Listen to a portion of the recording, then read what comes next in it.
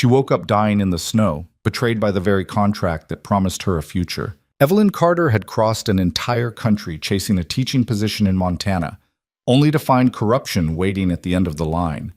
Abandoned at a desolate station in freezing darkness, left to vanish without a witness, she felt the cold sinking into her bones. But just as death whispered its final offer, a stranger's rough hands pulled her back. Caleb Ward made a choice that night. He refused to let her disappear. Stay with me until the end. Hit that like button and comment your city below. I want to see how far this story travels. The train had been late. That detail would stick with Evelyn Carter for years afterward. Not the cold, not the fear, just that stupid, mundane fact. The Northern Pacific Railway, 3 hours behind schedule, pulling into Forsyth Station just past midnight on a February night in 1891. She'd stood on that platform clutching her carpetbag with both hands, watching her breath crystallize in the air, telling herself the delay meant nothing. She'd been wrong. The station was little more than a shed with a ticket window, dark except for a single kerosene lamp swinging in the wind. Evelyn had expected someone to meet her, Mr. Thornhill from the county school board, or at least a driver with instructions. The telegram she'd received in Chicago had been specific. Arrive Forsyth February 12th. Position secured. Housing arranged. But the platform was empty. She'd waited 20 minutes before approaching the ticket window, where a man with tobacco-stained teeth barely looked up from his newspaper. "Excuse me," she'd said, trying to keep her voice steady. "I'm meant to meet someone from the school board." "Thornhill?" The man had squinted at her like she was speaking a foreign language. "Ain't nobody here but me, miss. Station closes in 10 minutes. But I have a contract. I'm the new teacher for—" "Don't know nothing about that." He'd turned a page, dismissive. "There's a boarding house 2 miles north if you need a bed. Road's that way." Evelyn had felt something crack inside her chest then. Not panic, not yet, but the first hairline fracture of understanding that things were not going to be what she'd been promised. She'd spent everything to get here. The train fare from Chicago had taken the last of her savings, money she'd scraped together over 2 years working in a shirt factory, ruining her eyes under gaslight to afford passage west. The teaching certificate had cost her even more, not just money, but the humiliation of taking classes alongside girls 10 years younger, farm daughters who giggled at her rough hands and secondhand dresses. But she'd done it. She'd clawed her way to this moment, to this chance, and now some clerk was telling her it didn't exist. "The boarding house," she'd repeated numbly. 2 miles. That way. He gestured vaguely toward the darkness beyond the station. "Follow the road. Can't miss it." She'd stepped off the platform into the night, bag in hand, and started walking. The cold hit her immediately. Chicago had been cold, but this was different, a dry, cutting wind that seemed to slice straight through her wool coat and into her lungs. The road, if you could call it that, was frozen mud rutted deep from wagon wheels. Within 50 yards, she'd stumbled twice. There were no lights, no houses, just darkness and the vast, suffocating silence of the prairie. She'd walked for what felt like an hour, though it might have been less. Her feet went numb first, then her fingers. The carpetbag grew heavier with each step until she had to switch hands every few minutes to keep her grip. She should have turned back, but where? To the station where the clerk had already made it clear she wasn't his problem? To Chicago, where she had nothing, no job, no room, no future except more factory floors and the same exhausted faces in the mirror each morning? No. She'd keep walking. The wind picked up. Snow began to fall, light at first, then harder. She couldn't see more than a few feet ahead. Her breath came in ragged gasps now, each one burning in her chest. And then, without warning, the road simply ended. She'd stumbled forward into nothing. Open prairie, no path, no markers. The realization hit her like a physical blow. She was lost. Completely, utterly lost. Evelyn stopped walking. She stood there in the darkness, snow collecting on her shoulders, and felt the last of her strength drain away. She'd been a fool. A stupid, desperate fool who'd believed a piece of paper could change her life. Her legs gave out. She didn't remember falling, only the sudden shock of frozen ground against her knees, then her side. The carpetbag tumbled from her hand. She tried to stand, but her body wouldn't respond. The cold had moved past discomfort into something else now, a strange, almost pleasant numbness that made her want to close her eyes. Just for a moment. Just to rest. The snow kept falling. She thought about her mother, dead 6 years now from typhoid. Thought about the sister she hadn't seen in 3 years, married to a shopkeeper in Ohio and too busy with her own life to answer letters. Thought about all the small humiliations that had led her here. The factory foreman who'd put his hand on her back one too many times. The landlady who'd called her too proud for her station. The teacher at the certificate program who'd told her she'd never make it out west because she lacked the Constitution. Maybe he'd been right. Her eyes drifted closed, and then she heard hoofbeats. At first she thought she was imagining it, some final hallucination before the cold finished its work. But the sound grew louder, more distinct. Horses.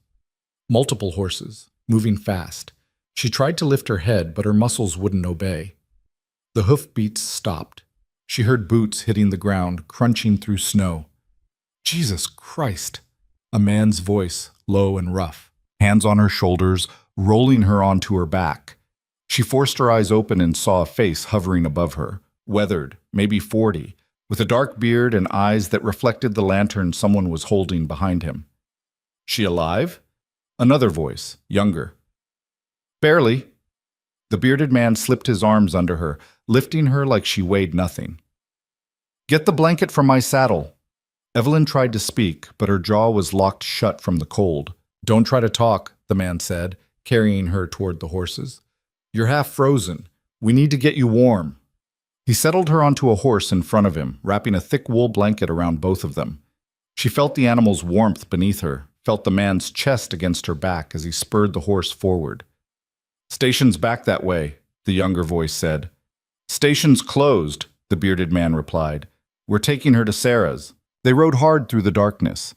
Evelyn faded in and out, unable to track time or distance. At some point, she became aware of lights, a building, warmth, voices. Someone was shouting. A woman. What in hell happened to her? Found her on the North Prairie, half dead. Bring her inside, quickly. More hands, gentler now. She was carried into warmth so sudden and overwhelming it hurt. A bed appeared beneath her. People moved around her with urgent purpose, removing her wet clothes, piling blankets on top of her, forcing hot liquid between her lips that made her gag.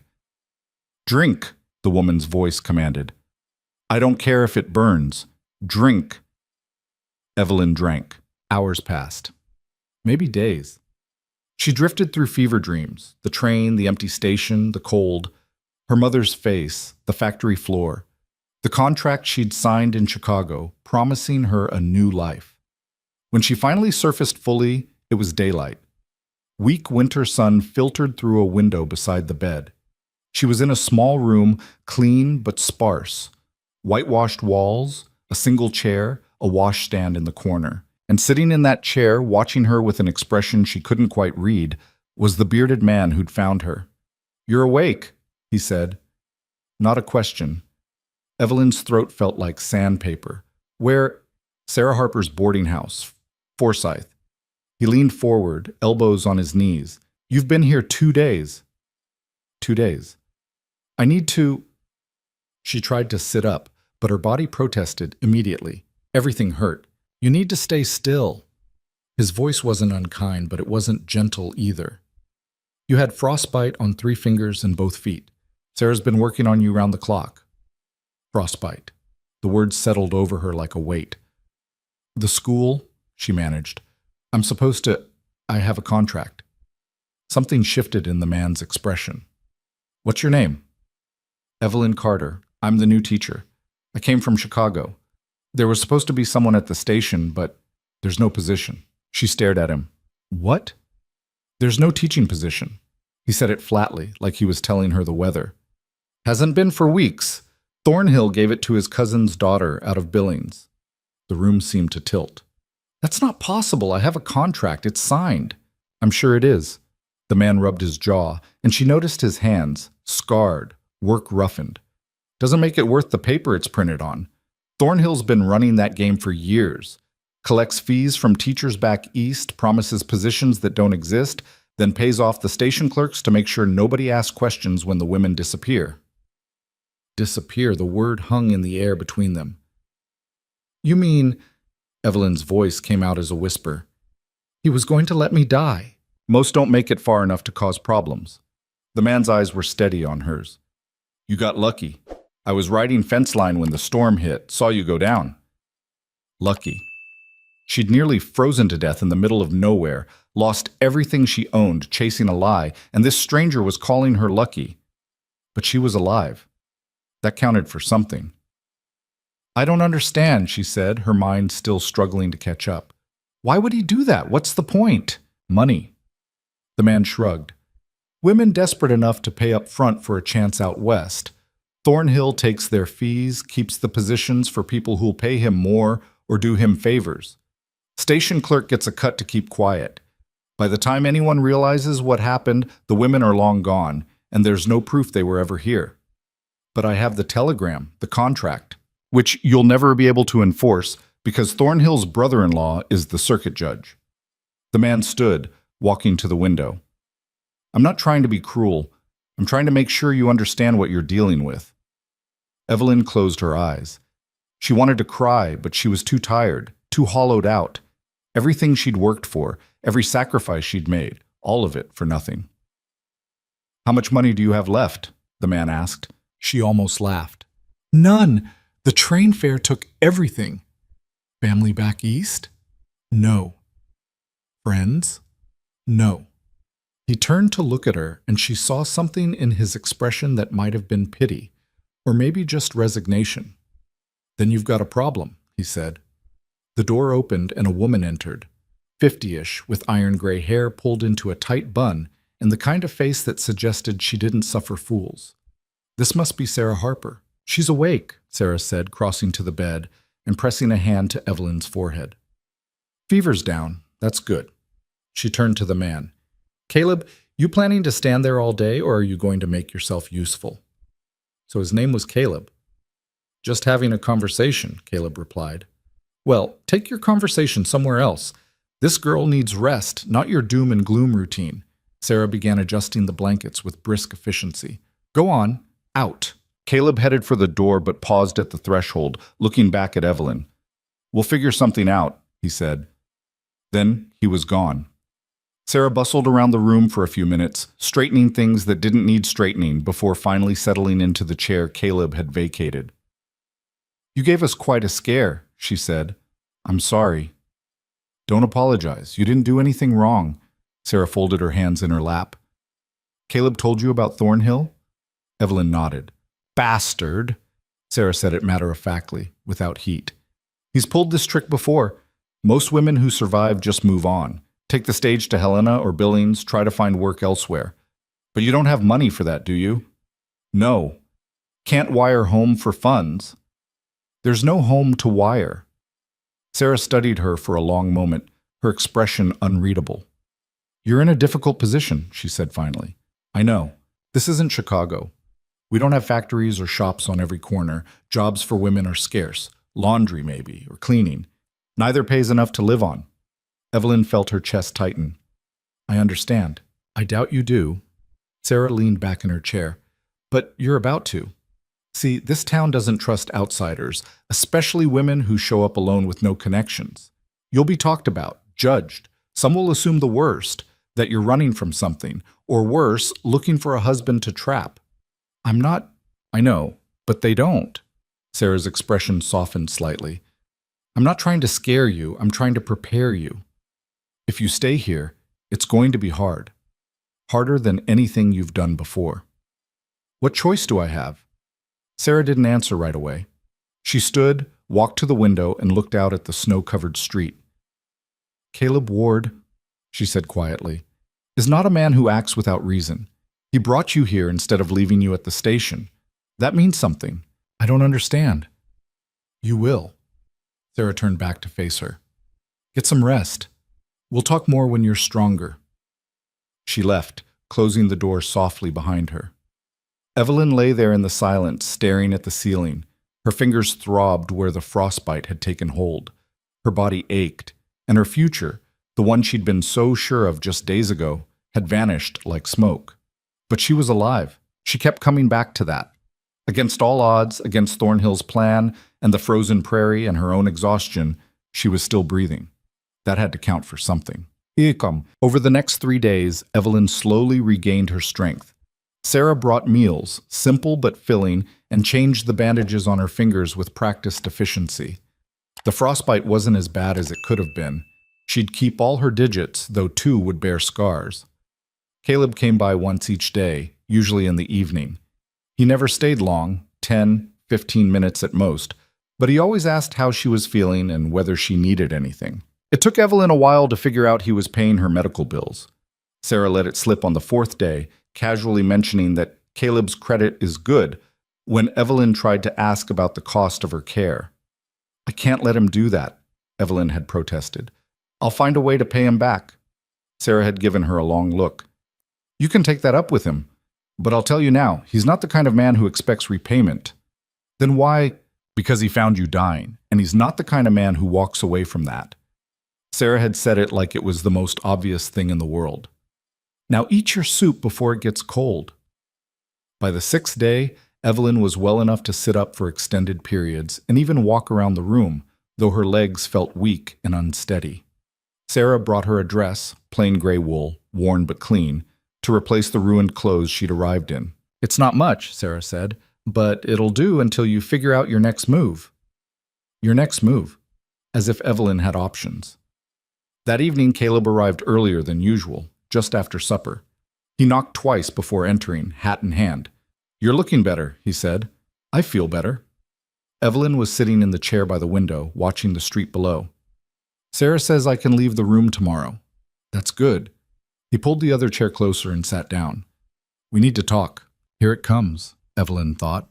The bill, the expectation, the reality that nothing in this world came free, and she was about to learn exactly what his help was going to cost her. But what Caleb said surprised her. "I have a proposition." Evelyn waited.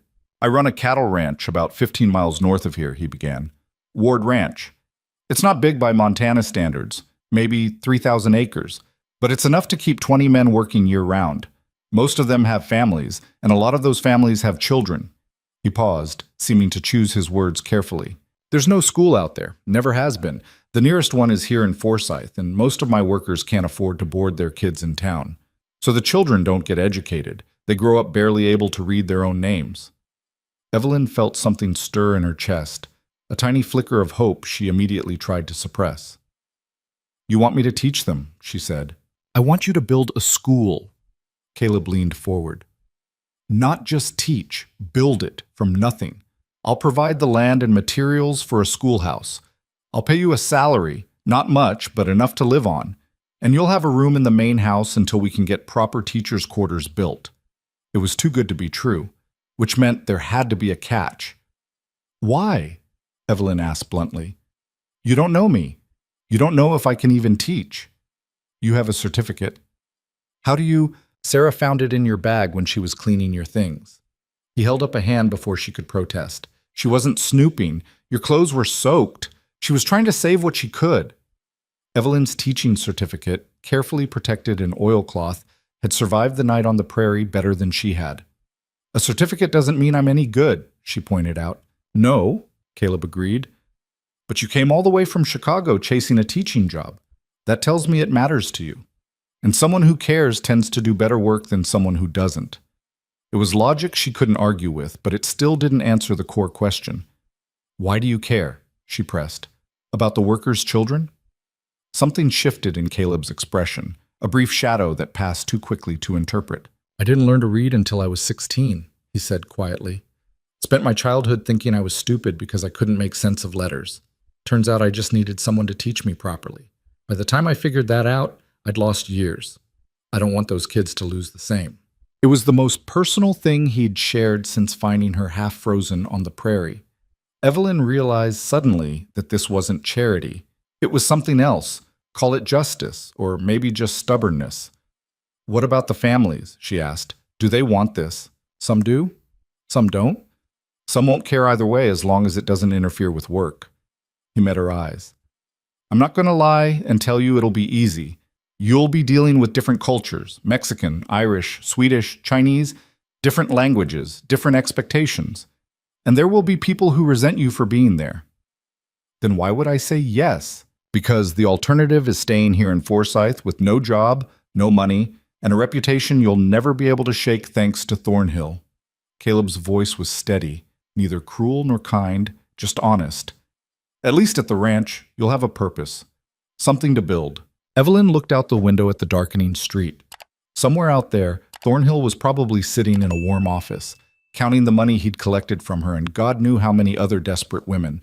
He'd stolen her future and left her to die, and he'd face no consequences for it. But here was Caleb Ward, offering her a chance to take some of that future back. It wasn't what she'd planned. It wasn't even close. But it was real, and it was hers if she wanted it. "I'll do it," she said. Caleb nodded once, as if he'd expected nothing else. "We leave tomorrow morning. Be ready at first light." He stood and headed for the door. "Caleb," Evelyn called after him. He paused, looking back. "Thank you for finding me, for this." His expression didn't change. "Don't thank me yet. You haven't seen what you're getting into." Then he was gone, leaving Evelyn alone with her decision and the vast, uncertain future that stretched beyond it.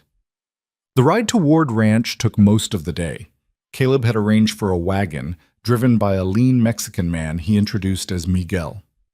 Evelyn sat in the back, wrapped in blankets against the cold, watching the landscape roll by. It was beautiful in a harsh, unforgiving way. Endless prairie stretched in all directions, broken occasionally by distant buttes or frozen creek beds. The sky seemed impossibly large, a dome of pale blue that made her feel simultaneously insignificant and strangely free. They passed no other travelers, no houses, no signs of civilization except for the rutted road beneath the wagon wheels. "How far is the nearest neighbor?" Evelyn asked at one point. 8 miles east, Caleb replied from his horse alongside the wagon. "Peterson's place. We help each other out during calving season." 8 miles. In Chicago, you couldn't walk 8 blocks without passing 100 people. The isolation should have frightened her. Instead, she felt oddly calm. By late afternoon, they crested a low hill, and Evelyn saw the ranch spread out below, a collection of buildings clustered around a main house, with corrals and outbuildings scattered beyond. Smoke rose from several chimneys, and she could see figures moving between the structures. "That's it," Caleb said simply. It looked smaller than she'd expected, more vulnerable somehow, against the enormity of the prairie. They descended the hill and entered the ranch proper. Men stopped their work to watch the wagon pass, their faces curious but guarded. Evelyn caught snatches of Spanish, Swedish, something else she didn't recognize. Miguel pulled the wagon up in front of the main house, a solid 2-story structure built from logs with a wide porch and shuttered windows. The door opened and a woman emerged. She was younger than Evelyn had expected, maybe 30, with blonde hair pulled back in a practical braid and a face that suggested Scandinavian ancestry. She wore a simple dress and an apron dusted with flour. "This is Ingrid," Caleb said, dismounting. "She manages the house. Ingrid, this is Evelyn Carter. She'll be staying in the East Room." Ingrid looked Evelyn up and down with frank assessment, then nodded. "I prepared the room," she said, her accent thick but her English clear. "Supper is at 6. "Thank you," Evelyn managed. Caleb helped her down from the wagon. Her legs were stiff from the long ride, and she stumbled slightly. His hand on her elbow steadied her. "Careful," he said. "Let's get you inside." The main house was warm and smelled of bread and coffee. Caleb led her up a narrow staircase to the second floor and down a short hallway to a door at the end. "This'll be yours," he said, opening it. The room was small, but clean. A bed, a dresser, a washstand, and a single window overlooking the western prairie. Simple, but more than she'd had in Chicago. "Meals are communal," Caleb explained. "Breakfast at 6, lunch at noon, supper at 6. Ingrid cooks for the house staff and whoever else is around. The workers mostly cook for themselves in the bunkhouses, but they'll come up for special occasions." Evelyn nodded, trying to absorb it all. "Rest today," Caleb continued. "Tomorrow, I'll show you around and we'll talk about where to put the school." He left her there, closing the door quietly behind him. Evelyn stood in the middle of the room, her carpet bag at her feet, and felt the weight of everything that had happened settle over her. A week ago, she'd been boarding a train in Chicago, full of hope and terror in equal measure. Now she was here, on a cattle ranch in the middle of Montana, preparing to build a school for children she'd never met, working for a man she barely knew. It should have felt like a mistake. But standing in that small room, looking out at the endless prairie beyond her window, Evelyn felt something she hadn't felt in years. Possibility. The future was uncertain, yes. Probably difficult. Maybe even dangerous. But it was hers. And for the first time in her life, that was enough. Evelyn woke to darkness and the sound of boots on the stairs. For a confused moment, she thought she was back in the Chicago boarding house, listening to factory workers heading to their shifts. Then the unfamiliar weight of the quilt registered, and she remembered. Montana. The ranch. The school she'd promised to build. She fumbled for matches on the bedside table and lit the lamp. 4:30 in the morning, according to the small clock on the dresser. Outside her window, the prairie was still black, though a thin line of gray had begun to creep along the eastern horizon.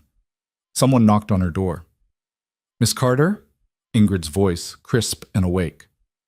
"Breakfast in 30 minutes." Evelyn dressed quickly in the dim lamplight, her fingers clumsy with cold despite the warmth of the room. The gray dress Sarah had given her would have to do until she could figure out how to acquire something more practical. Her hands still ached where the frostbite had taken hold, the scars a constant reminder of how close she'd come to losing everything. Downstairs, the kitchen was already alive with activity. Ingrid worked at the stove, managing 3 pans at once with the efficiency of long practice. A large table dominated the center of the room, and 2 men sat there nursing cups of coffee. Caleb and another man she didn't recognize, older, with a weathered face and hands that looked like they'd been broken more than once. "Morning," Caleb said, glancing up. "This is Frank Peterson, foreman." Peterson nodded at her, his expression neutral. "Ma'am." Evelyn took a seat at the far end of the table, suddenly aware of how out of place she felt. These people had a rhythm, a system that had been working long before she arrived. She was the disruption, the variable that didn't fit. Ingrid set a plate in front of her, eggs, thick slices of bacon, bread still warm from the oven. The smell made Evelyn's stomach clench with hunger she hadn't realized she felt. "Eat," Ingrid said. Not unkindly, but not a suggestion either. They ate in near silence, broken only by the scrape of forks, and the occasional low comment between Caleb and Peterson about fence repairs and a horse that had come up lame.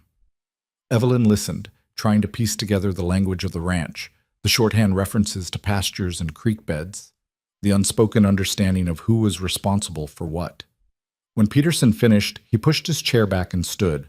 "I'll get the crew started on that south section," he said to Caleb. "Good. I'll be out after I show Miss Carter around." Peterson tipped his hat to Evelyn, a gesture of acknowledgement, nothing more, and left through the back door. Caleb drained his coffee and looked at her across the table. "Ready?" She wasn't, but she nodded anyway.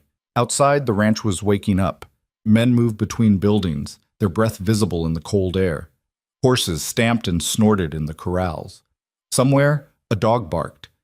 Caleb led her past the main house toward a cluster of smaller structures, bunkhouses, he explained, though they looked more solid than the word suggested. Wooden buildings with stone chimneys, windows that actually had glass. "Most of the single men sleep in the south bunkhouse," Caleb said, pointing. "Families are in those cabins over there. About 30 people total, counting children." "How many children?" 12, last I counted, ages 5 to 14. 12 students. In Chicago, Evelyn had observed classrooms with 40 or 50 children packed into spaces barely large enough to turn around in. 12 seemed manageable, almost easy. She'd learn how wrong that assumption was soon enough. They walked past the corrals where a young Mexican boy was leading horses out to water. He couldn't have been more than 10, but he handled the animals with complete confidence. "That's Miguel's son, Tomas," Caleb said. "Smart kid. Picks up languages fast." "Does he speak English?" "Some. His father's been teaching him." Caleb paused. "That's part of what you're up against. These families come from everywhere: Mexico, Sweden, Ireland, China. Half the children barely speak English, and the ones who do often have parents who don't. You'll need to figure out how to bridge that." It wasn't a warning so much as a statement of fact, but Evelyn felt the weight of it anyway. She'd trained to teach children who shared her language, her cultural references. This was something else entirely. They reached the eastern edge of the ranch compound, where the buildings gave way to open ground. Caleb stopped and gestured at a flat area near a stand of cottonwood trees. I was thinking here for the schoolhouse, he said, close enough to the main buildings that children can walk easily, far enough away that it won't interfere with ranch operations. Creek's just over that rise, so there's water nearby. Evelyn studied the spot. It was sheltered from the worst of the wind by the trees, but still open enough to get good light. The ground looked level, without too many rocks. How big? She asked. That's up to you. Tell me what you need and we'll build it. The blank slate should have been exciting. Instead, it felt overwhelming. In Chicago, she'd walked into classrooms that already existed, with desks and blackboards and books already in place. Starting from nothing meant every decision was hers, and every mistake would be too. I'll need to think about it, she said. Take your time. Caleb started walking again, and she followed. In the meantime, you should meet some of the families, get a sense of what you're working with. They approached one of the family cabins, and Caleb knocked on the door. It opened almost immediately, revealing a woman with dark hair pulled back under a faded kerchief. Her face was tired in the way that spoke of years, not just sleepless nights. Morning, Rosa, Caleb said. This is Evelyn Carter. She's going to be teaching the children. Rosa's eyes widened slightly, then narrowed. She looked Evelyn up and down with an expression that wasn't quite hostile, but wasn't welcoming either. My children work, Rosa said, her English heavily accented. No time for school. They can do both, Caleb replied. School in the morning, work in the afternoon. No, Rosa crossed her arms. They work all day. We need the money. I'm not cutting their wages, Caleb said patiently, as if they'd had this conversation before. Whatever they earn now, they'll keep earning. Then why school? Rosa's voice sharpened. What good is reading? It doesn't feed us. Evelyn opened her mouth to respond, to explain about opportunity and advancement and all the reasons education mattered. But Caleb spoke first. Your oldest, Maria. She's 12 now? Rosa's expression shifted, becoming wary. Yes. In 2 years, she'll be old enough to look for work outside the ranch. Maybe in town, maybe somewhere else. But without reading or arithmetic, she'll be limited to the same jobs you have, laundry, cleaning, work that breaks your back for pennies. He paused. With an education, she could clerk in a shop, keep ledgers, maybe even teach someday. Dreams, Rosa said, but her voice had lost some of its edge. Maybe, but even dreams need tools. Caleb gestured toward Evelyn. Miss Carter is offering those tools. It's up to you whether Maria gets to use them.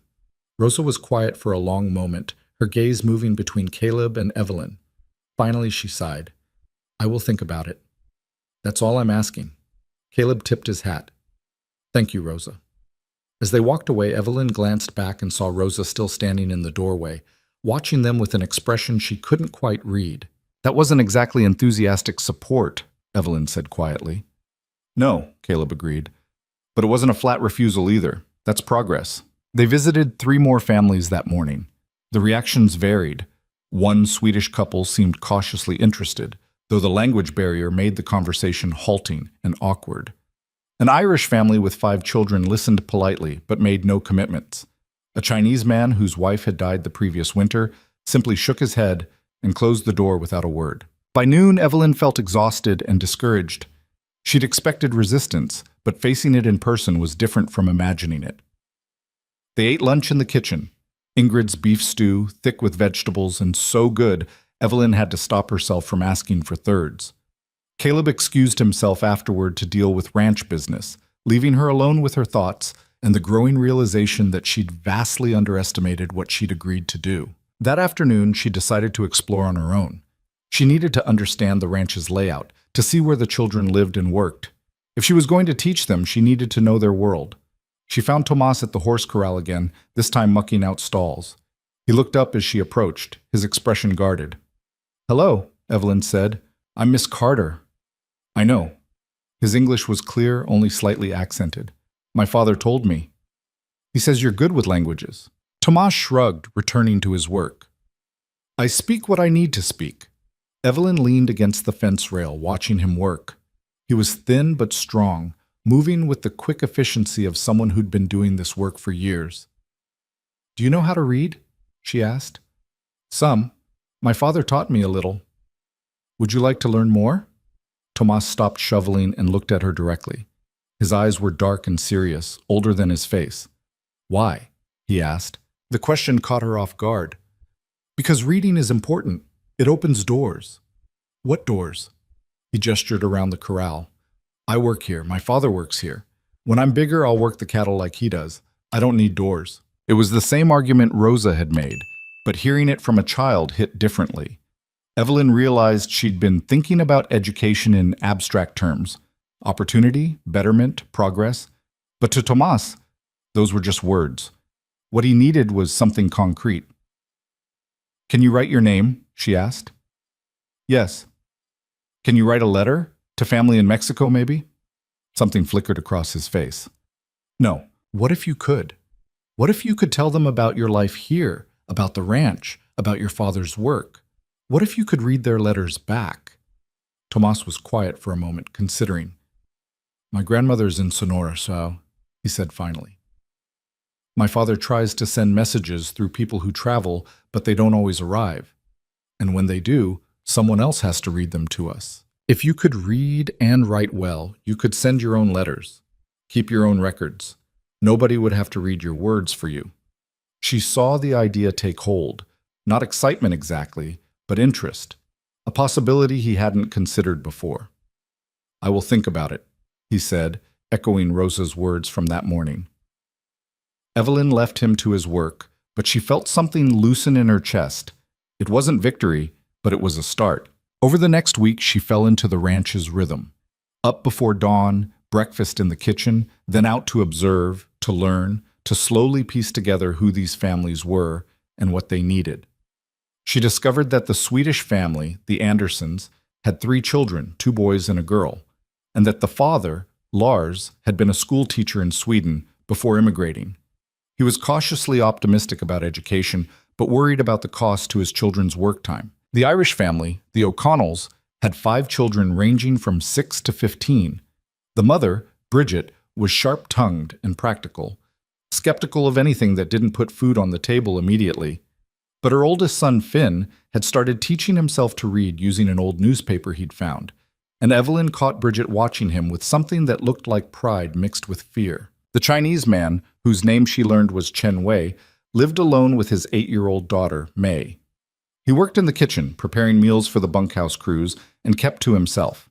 His English was limited, but when Evelyn tried speaking with May, she found the girl bright and curious, asking questions in careful English about where Evelyn had come from and why.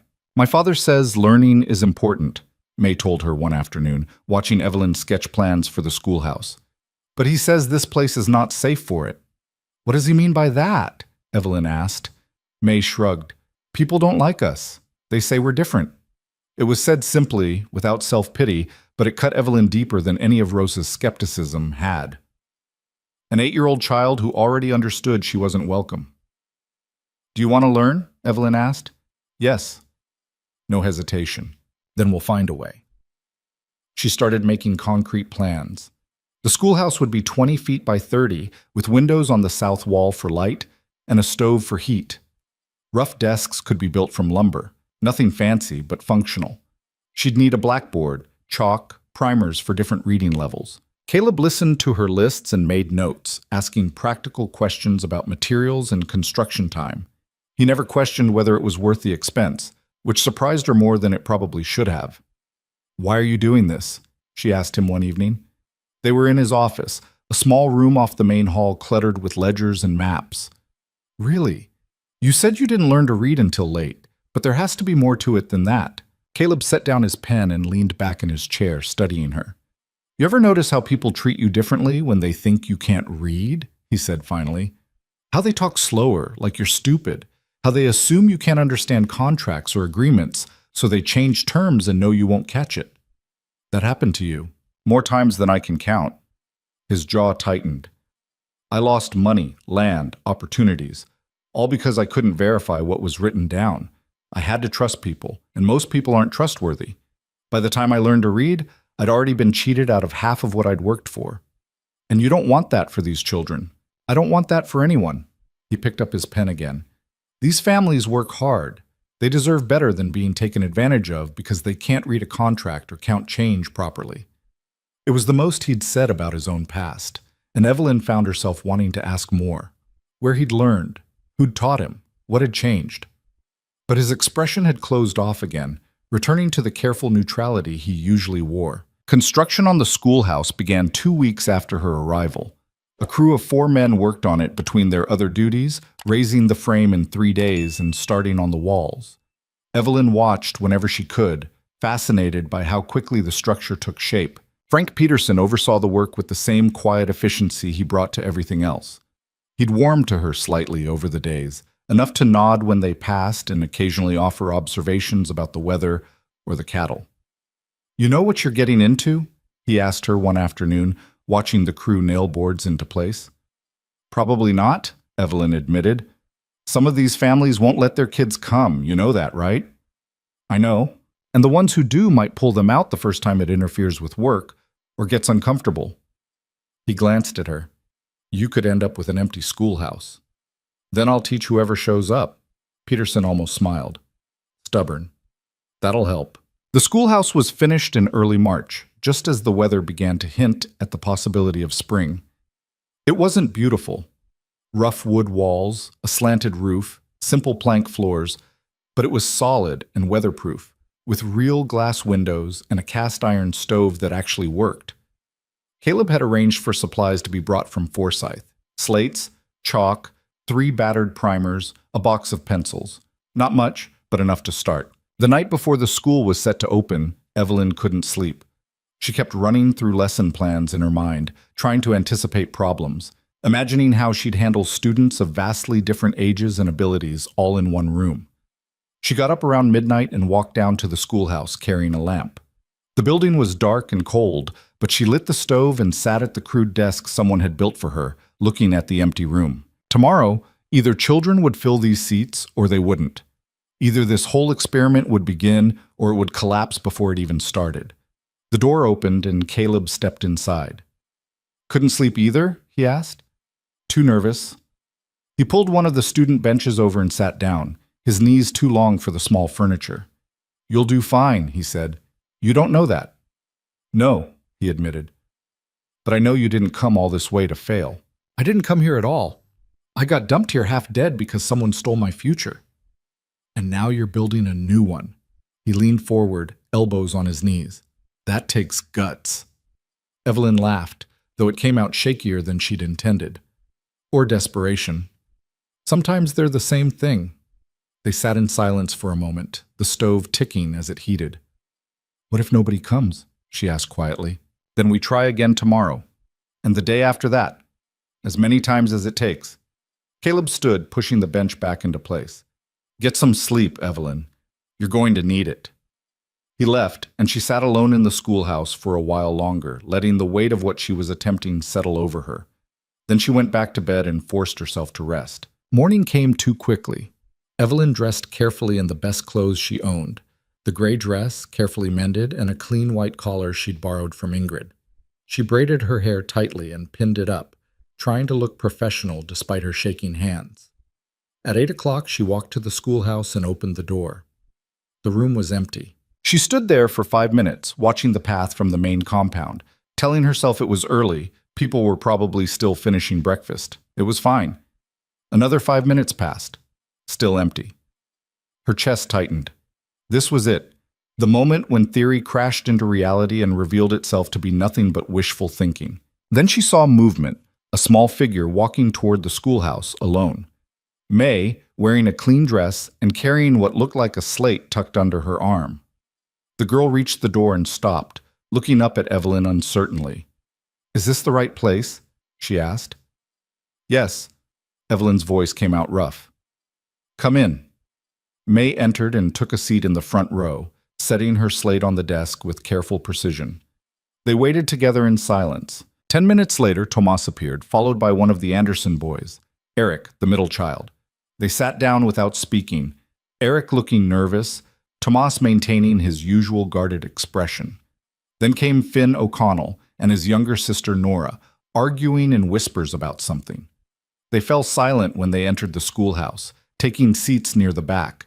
By 8:30, 7 children sat in the room. 7 out of 12 possible students. More than half. Better than Evelyn had dared to hope. She stood at the front of the classroom, looking at these 7 faces, different ages, different backgrounds, different levels of readiness, and felt the enormity of what she'd promised to do. "My name is Miss Carter," she said, "and this is the first day of school." Nobody responded. They just watched her, waiting to see what she would do next. She picked up a piece of chalk and turned to the blackboard. "We're going to start with your names," she said, writing Evelyn Carter in clear block letters. "Can anyone tell me what this says?" Silence. She pointed to the first letter. "This is an E. It makes a sound like this. Eh?" She exaggerated the sound. "Can you say that?" Hesitantly, a few voices echoed her. "Eh?" "Good. Now this letter is V." She worked through her name letter by letter, sound by sound, watching them lean forward with varying degrees of interest and comprehension. May picked it up fastest, repeating each sound with precision. Tomas already knew most of the letters. The O'Connell children struggled, and Eric Anderson looked lost. It didn't matter. They were here. They were trying. That was enough for today. By noon, her voice was hoarse from talking and her back ached from bending over slates. But she'd managed to get through basic letter recognition and simple number counting. It wasn't much, but it was a foundation. When she dismissed them for lunch, they filed out quickly, eager to return to familiar territory. Only May lingered at the door. "My father wants to know if you need help," she said, "with teaching." "What kind of help?" "He says some children might learn better in their own language first. He could help with Chinese students if any come." Evelyn felt something warm expand in her chest. Chen Wei hadn't said a word to her since she'd arrived, had barely acknowledged her existence. But he'd sent his daughter to school, and now he was offering help. "Tell your father yes," she said. "I would appreciate that very much." May smiled, the first real smile Evelyn had seen from her, and ran off toward the kitchen building. Evelyn walked back to the main house slowly, her mind already churning through what had worked and what hadn't, what she'd try tomorrow. Caleb was waiting on the porch, watching her approach. "How'd it go?" he asked. 7 students. That's good, is it?" She sank onto the porch step, suddenly exhausted. "I don't know what I'm doing, Caleb. I had lesson plans, but they fell apart in the first 10 minutes. These children need different things, and I'm just one person trying to—" "You showed up," he interrupted. "You opened the door and you started teaching. Everything else you'll figure out as you go." "And if I don't? If I fail them? Then you'll try something different." He sat down beside her. "Failure's only permanent if you let it be." Evelyn looked out at the prairie, vast and indifferent. Somewhere out there, Thornhill was probably still running his scheme, still stealing from desperate women and leaving them to die. The injustice of it burned, but sitting here on this porch, having just taught 7 children their letters, she felt something else too. Purpose. Whatever happened next, whether the school succeeded or failed, whether more children came or the 7 she had disappeared, she'd done something real today, something that mattered, and tomorrow she'd do it again. The first real trouble came in the 3rd week. Evelyn had just started a lesson on basic arithmetic when the schoolhouse door slammed open. Rosa stood in the doorway, her face flushed with anger, breathing hard like she'd been running. "Maria," she snapped in Spanish, "come. Now." Maria, who'd started attending school 5 days earlier after weeks of her younger brother begging their mother to let them both come, looked up from her slate with wide eyes. "Mama, we're in the middle of—" "I don't care. Get up." The other children had gone silent, watching. Evelyn set down her chalk carefully, keeping her voice calm. "Mrs. Guerrero, if there's a problem, perhaps we could discuss it after—" "No discussion." Rosa's eyes were hard when they met Evelyn's. "My daughter has work to do. Real work. Not this waste of time." "Reading isn't a waste. You teach her to read. Then what? She becomes too good for her family? Too smart to help her mother?" Rosa's voice cracked. "I know what happens to girls who get ideas. They leave. They think they're better than where they came from." Maria stood slowly, her face burning with shame. "Mama, please. Outside. Now." The girl gathered her things and walked toward the door, head down. As she passed her mother, Rosa grabbed her arm hard enough to make Maria flinch. Evelyn took a step forward without thinking. "Mrs. Guerrero, there's no need to—" Rosa wheeled on her, and for a moment Evelyn thought the woman might actually strike her. You don't tell me how to raise my children, Rosa said, her voice low and dangerous. You come here from your city, thinking you know better than us, thinking you can change things. But you don't know anything about our lives. She dragged Maria out, slamming the door hard enough to rattle the windows. The silence that followed was suffocating. Evelyn stood frozen, her hands trembling, acutely aware of 6 pairs of eyes, watching to see what she would do. Miss Carter? May's voice was small. Are you all right? She wasn't.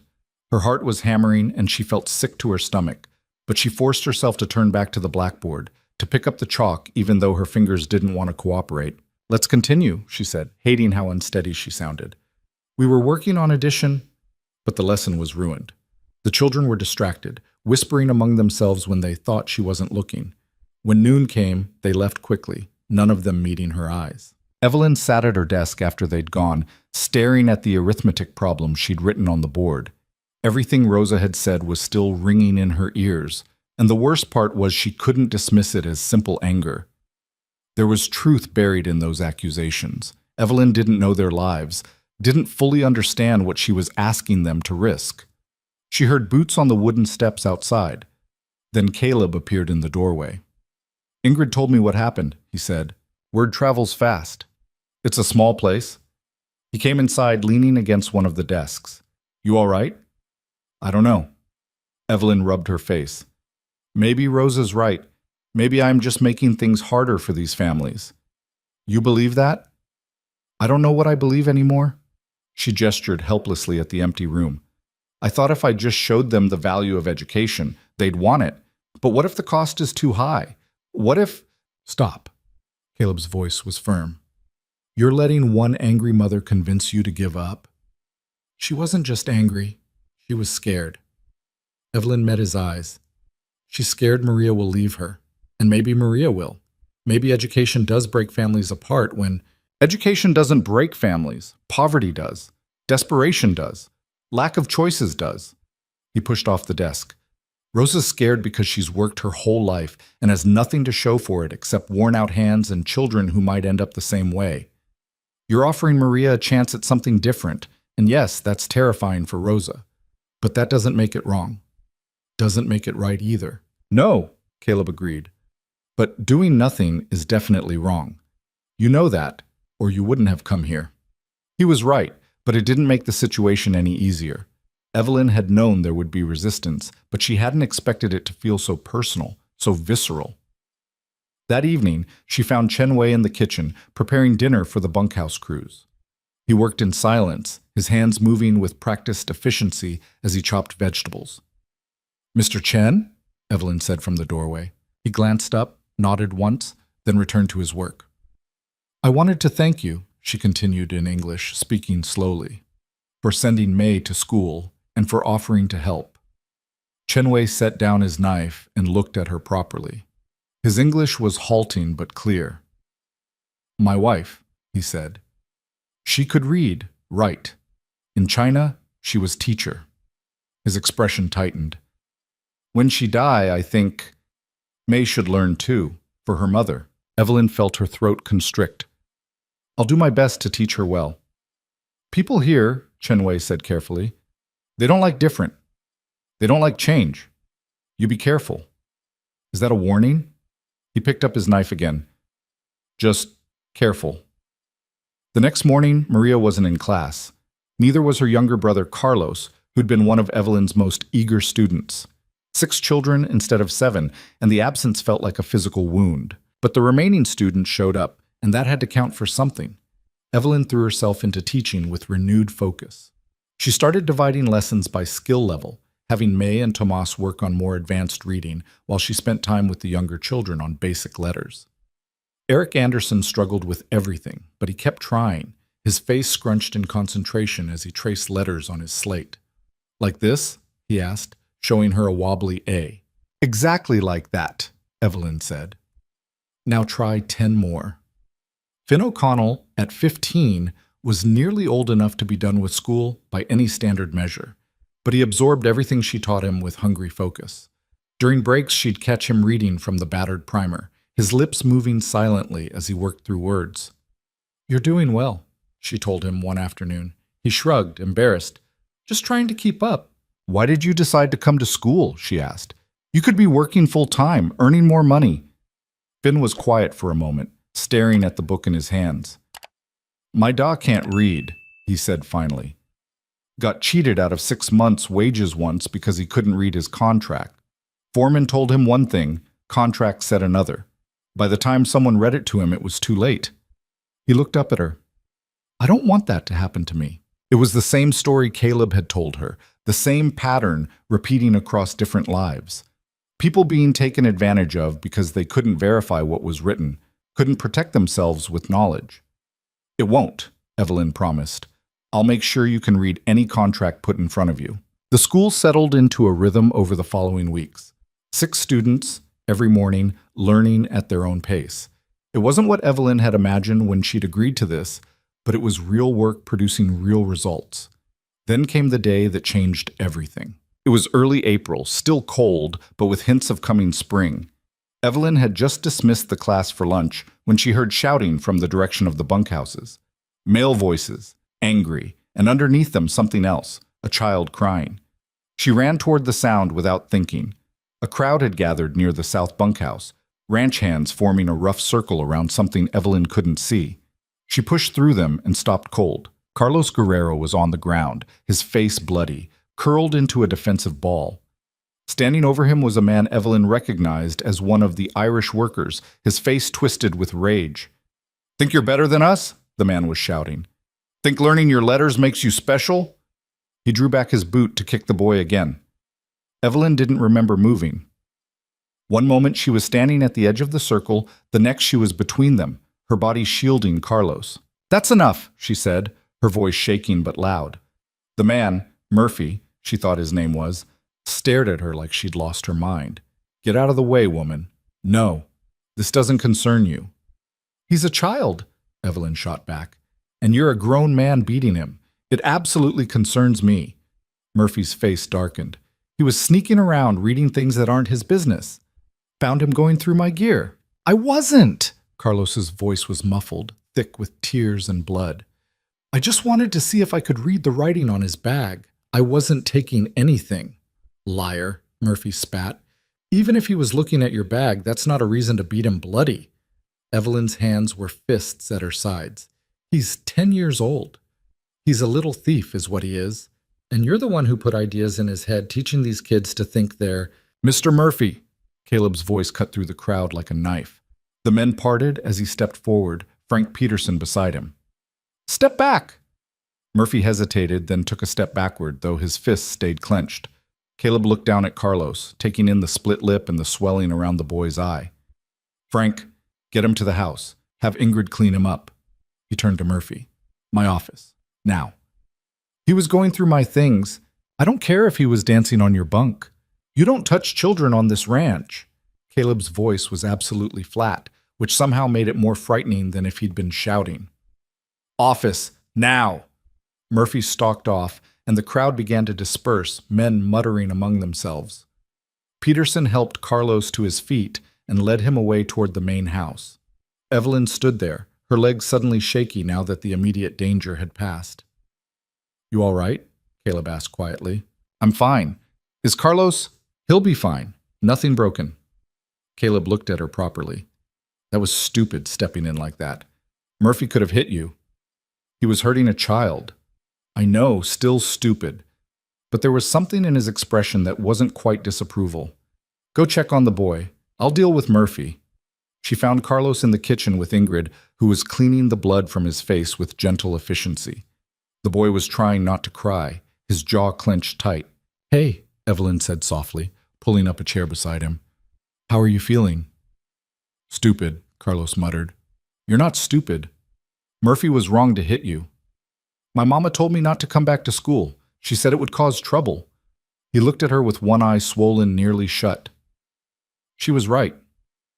Evelyn felt her heart sink. This isn't because you went to school. This is because Murphy has a temper and took it out on someone smaller than him. He said I was getting above myself, that I should stick to work I'm suited for. Carlos's voice was bitter. Maybe he's right. Maybe people like me aren't supposed to learn. Don't say that. Evelyn reached for his hand, then hesitated. Can I? He nodded, and she took his small, work-roughened hand in hers. People like you are exactly who should learn, she said. You're smart and curious, and you work hard. Those are the things that matter, not what some angry man says when he's looking for someone to hurt. My mama's going to be so mad. He was right about that. Rosa appeared an hour later, and the shouting could be heard from the main house all the way to the bunkhouses. Evelyn caught fragments. Rosa's fury at her son for disobeying, at Murphy for touching him, at Caleb for not controlling his men, at Evelyn for existing. When Rosa finally stormed out, dragging Carlos with her, Caleb was right behind her. He's fired, Caleb said quietly. Murphy, he's got until sundown to clear out. Won't that cause more problems? Evelyn asked. Probably, but I'm not keeping a man who beats children on my ranch. He rubbed his jaw tiredly. We'll deal with whatever comes. What came was tension that crackled through the ranch like electricity before a storm. Murphy left, but his friends stayed, and their resentment toward Evelyn and the school grew more palpable by the day. She'd catch them staring when she walked past, hear their conversations cut off abruptly when she came near. The other children noticed too. Eric Anderson stopped coming to school after his father heard about the Murphy incident. Nora O'Connell arrived one morning with a black eye she wouldn't explain, and Finn confirmed what Evelyn suspected. Their father had hit her for wasting time with books instead of helping her mother. Maybe she should stay home for a few days, Finn said quietly, though it clearly cost him to suggest it, until Da calms down. They were down to 4 students, 4 out of 12 possible, less than half, and dropping. Evelyn sat in the empty schoolhouse that evening, watching the sun set through the western window, and wondered how much longer she could keep this going. She'd known it would be hard, but she hadn't anticipated this kind of active hostility, hadn't imagined that teaching children to read would make her a target. The door opened and Tomas slipped inside. Miss Carter? She straightened, wiping at her eyes quickly. Tomas, what are you doing here? I wanted to ask you something. He approached slowly, his hat in his hands. Are you going to leave? What makes you think I'd leave? Everyone's talking about it. They say you'll give up now that things are hard, that city women always do. He looked at her directly. Are they right? Evelyn took a breath. She could lie, tell him everything would be fine, make promises she wasn't sure she could keep. Or she could be honest. I don't know, she said. I want to stay. I want to keep teaching.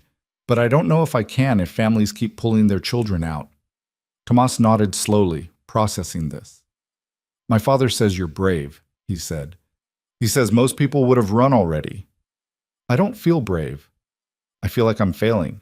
You're not failing me, Tomas's voice was firm. Or May, or Finn. We're still learning. That's not failing. Out of the mouths of children. Evelyn felt something shift in her chest. Thank you, she said. I needed to hear that. He nodded again, then turned to leave. At the door he paused. My grandmother wrote back, he said. The letter I sent. The one you helped me write. She said it was the first time she'd heard my voice in years, even though it was just words on paper. He looked back at her. That matters, Miss Carter. Don't let anyone tell you it doesn't. Then he was gone, leaving Evelyn alone with her thoughts and a renewed, fragile sense of purpose. But the worst was still coming. 2 days later, a rider arrived from Forsyth carrying official correspondence. Caleb took the letter in his office, and Evelyn watched through the window as his expression darkened while he read. When he emerged, he came straight to the schoolhouse where she was preparing the next day's lessons. We have a problem, he said, handing her the letter. It was from the county school board, signed by Thornhill himself. The language was formal, bureaucratic, but the message was clear. There had been complaints about the informal school operating on Ward Ranch, complaints about an uncertified teacher providing substandard education, complaints about moral impropriety, a single woman living in close quarters with unmarried men. The letter concluded by informing Caleb that county officials would be visiting the ranch within the week to investigate these serious allegations, and that the school should cease operations immediately pending the outcome of said investigation. Evelyn read it twice, her hands shaking. He's coming here, she said. Thornhill. The man who tried to kill me is coming here to shut down the school. He can try. Caleb's jaw was set. But this is my land, and I'll decide what happens on it. Caleb, he's got the law on his side. His brother-in-law is a judge. You said so yourself. If he decides, let him decide. I'm not shutting down the school because some corrupt official doesn't like it. What about the allegations? Evelyn's voice dropped. The moral impropriety claim. That's about me living here, isn't it? It's garbage, and everyone knows it. Do they? She looked at him. Really? Because I'm a single woman living in a house with unmarried men, teaching children in a building you paid for, taking meals at your table. People talk, Caleb, and in a place like this, I don't care what people say. Well, maybe you should. Her voice rose. Because if Thornhill convinces the county that there's something inappropriate happening here, it won't just shut down the school, it'll destroy your reputation, the ranch's reputation, everything you've built. Then we'll fight it. With what? You think testimony from ranch workers will outweigh an official complaint backed by a judge? She laughed, but it came out bitter. We both know how this ends. Caleb was quiet for a long moment. So what do you want to do? He asked finally. Give up? Let him win? I don't know. Evelyn sank into her chair. I don't know anymore. That night she barely slept. Her mind kept churning through scenarios, none of them good. If Thornhill shut down the school, she'd be back where she started. No job, no prospects, no future. Worse, actually, because now she'd be tainted by scandal, her name associated with moral impropriety, whether the allegations were true or not. But if she fought and lost, and she would lose, she had no illusions about that, it would be even worse. A public spectacle, her character dragged through the mud, Caleb pulled down with her. The smart thing would be to leave. Pack her bag, take the stage to Helena or Billings or anywhere else, and start over again. But the thought of abandoning Tomas, May, Finn, and little Sui, the Chinese girl who'd started attending just the previous week, made her feel physically ill. Morning came without resolution. Evelyn went through the motions of preparing for class, but her mind was elsewhere. The children arrived, the 4 who remained, and took their seats. They could tell something was wrong. She saw it in the way they watched her, cautious and uncertain. Miss Carter? Finn asked. Are you all right? She opened her mouth to lie, to tell them everything was fine, but the words wouldn't come. These children deserved better than more lies. The county is investigating the school, she said instead. They might try to shut us down. Silence. May's eyes went wide. Tomas's expression hardened. That's not fair, Sui said in her heavily accented English. We're learning. I know, but sometimes fair doesn't matter. So what do we do? Tomas asked. It was the same question Caleb had asked, and Evelyn still didn't have an answer. She looked at these 4 faces, at the slates on their desks, and the books they'd been working so hard to read, and felt something crystallize inside her. Maybe she couldn't win. Maybe Thornhill would shut down the school and destroy her reputation, and there was nothing she could do to stop it. But she could make him work for it. We keep going, she said. Until they make us stop, we keep going. Tomas nodded. Good. They worked through the morning's lessons with unusual intensity, as if they all understood time was running short. When noon came and the children left, Evelyn stayed in the schoolhouse, staring at the blackboard. She heard hoofbeats approaching and looked out to see riders coming up the road from Forsyth. 4 men, led by a figure she recognized even at a distance. Thornhill had arrived early. Evelyn's pulse hammered as she watched them approach the main house. She should go up there, should face this head-on, but her legs wouldn't move. Then Caleb emerged from the house, striding down to meet them. She couldn't hear what was being said, but she could see the body language. Thornhill gesturing, Caleb standing solid and immovable. The conversation went on for several minutes. Then Thornhill gestured toward the schoolhouse, and suddenly all 5 men were walking in her direction. Evelyn forced herself to stand, to smooth her skirt and straighten her shoulders. Whatever happened next, she wouldn't face it cowering. The door opened and Thornhill stepped inside, flanked by 3 other men in official-looking coats. He was exactly as she'd imagined, middle-aged, well-fed, with the kind of face that suggested he'd never missed a meal or questioned his own importance. His eyes found her, and something flickered in them. Surprise, maybe, that she was still alive. Miss Carter, he said smoothly, I'm pleased to see you're well. When you didn't arrive at your assigned position, we feared the worst. The audacity of it took her breath away. He was standing there, pretending concern, as if he hadn't orchestrated her abandonment. "Did you?" Her voice came out cold. "How thorough of you to worry." Thornhill's smile didn't waver. "These are members of the County Board of Education. We're here to investigate certain irregularities regarding this unauthorized educational facility." "The school is perfectly legal," Caleb said from the doorway. "Private land, private funding, perhaps. But there are standards to maintain, Mr. Ward. Certified teachers, appropriate materials, proper oversight." Thornhill walked slowly around the room, running his finger along the desks. "And of course, moral standards. We've received multiple complaints about the, shall we say, unconventional living arrangements here." "Complaints from who?" Evelyn demanded. "Anonymous sources concerned for the children's welfare." Thornhill turned to face her. "Tell me, Miss Carter, are you currently residing in the main house, sharing quarters with unmarried men?" "I have my own room." "But you take your meals with Mr. Ward, spend time alone with him?" "During school business, yes, but—" "And these children you're teaching, do their parents know about your background?" Evelyn felt ice slide down her spine. "What background?" Thornhill produced a piece of paper from his coat. "We've done some investigation. It seems you have quite a history, Miss Carter. Multiple positions in Chicago, none of them lasting more than a few months. Questions about your conduct, your morals." It was all lies. She'd worked in one factory for 2 years before scraping together enough for her teaching certificate. But she had no way to prove it, no documentation, no witnesses who'd travel hundreds of miles to testify on her behalf. "That's not true," she said, but her voice wavered. "Isn't it?" Thornhill's smile was poisonous. "I think we both know there are reasons you left Chicago. Reasons you were so desperate to come west that you'd accept any position, no matter how questionable. You're twisting everything." "I'm protecting these children from an unsuitable influence." He turned to the other board members. "Gentlemen, I think we've seen enough. This facility should be closed immediately, and Miss Carter should be escorted back to Forsyth pending further investigation into her fitness as an educator."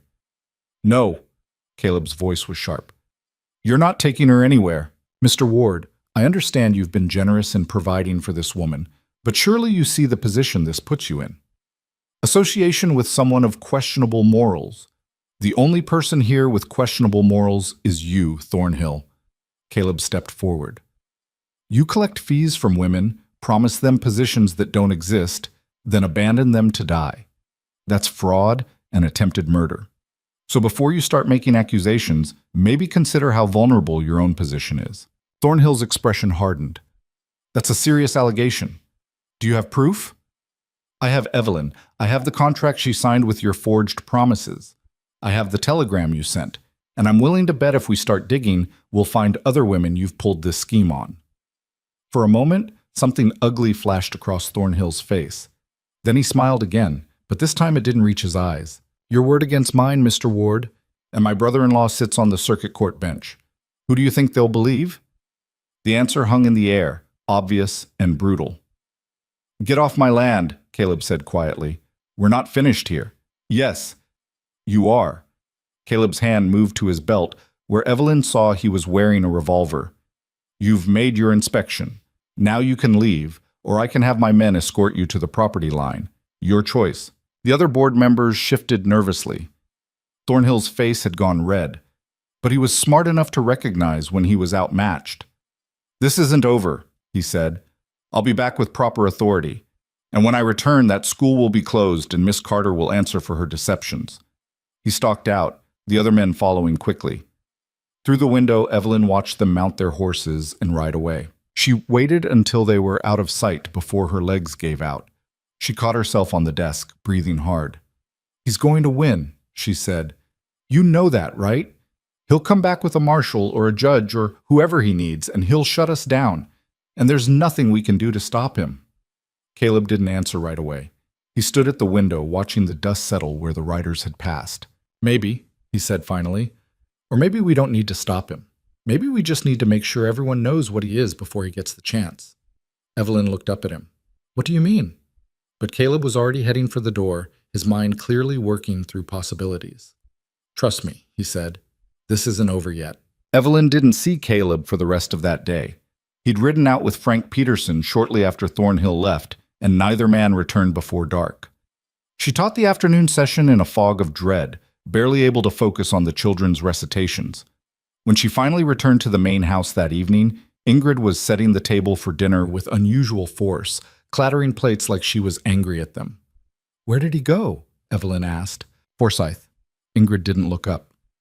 "That's all he said." "But why would he—" "I don't know, and he didn't tell me." Ingrid's Swedish accent grew thicker when she was upset.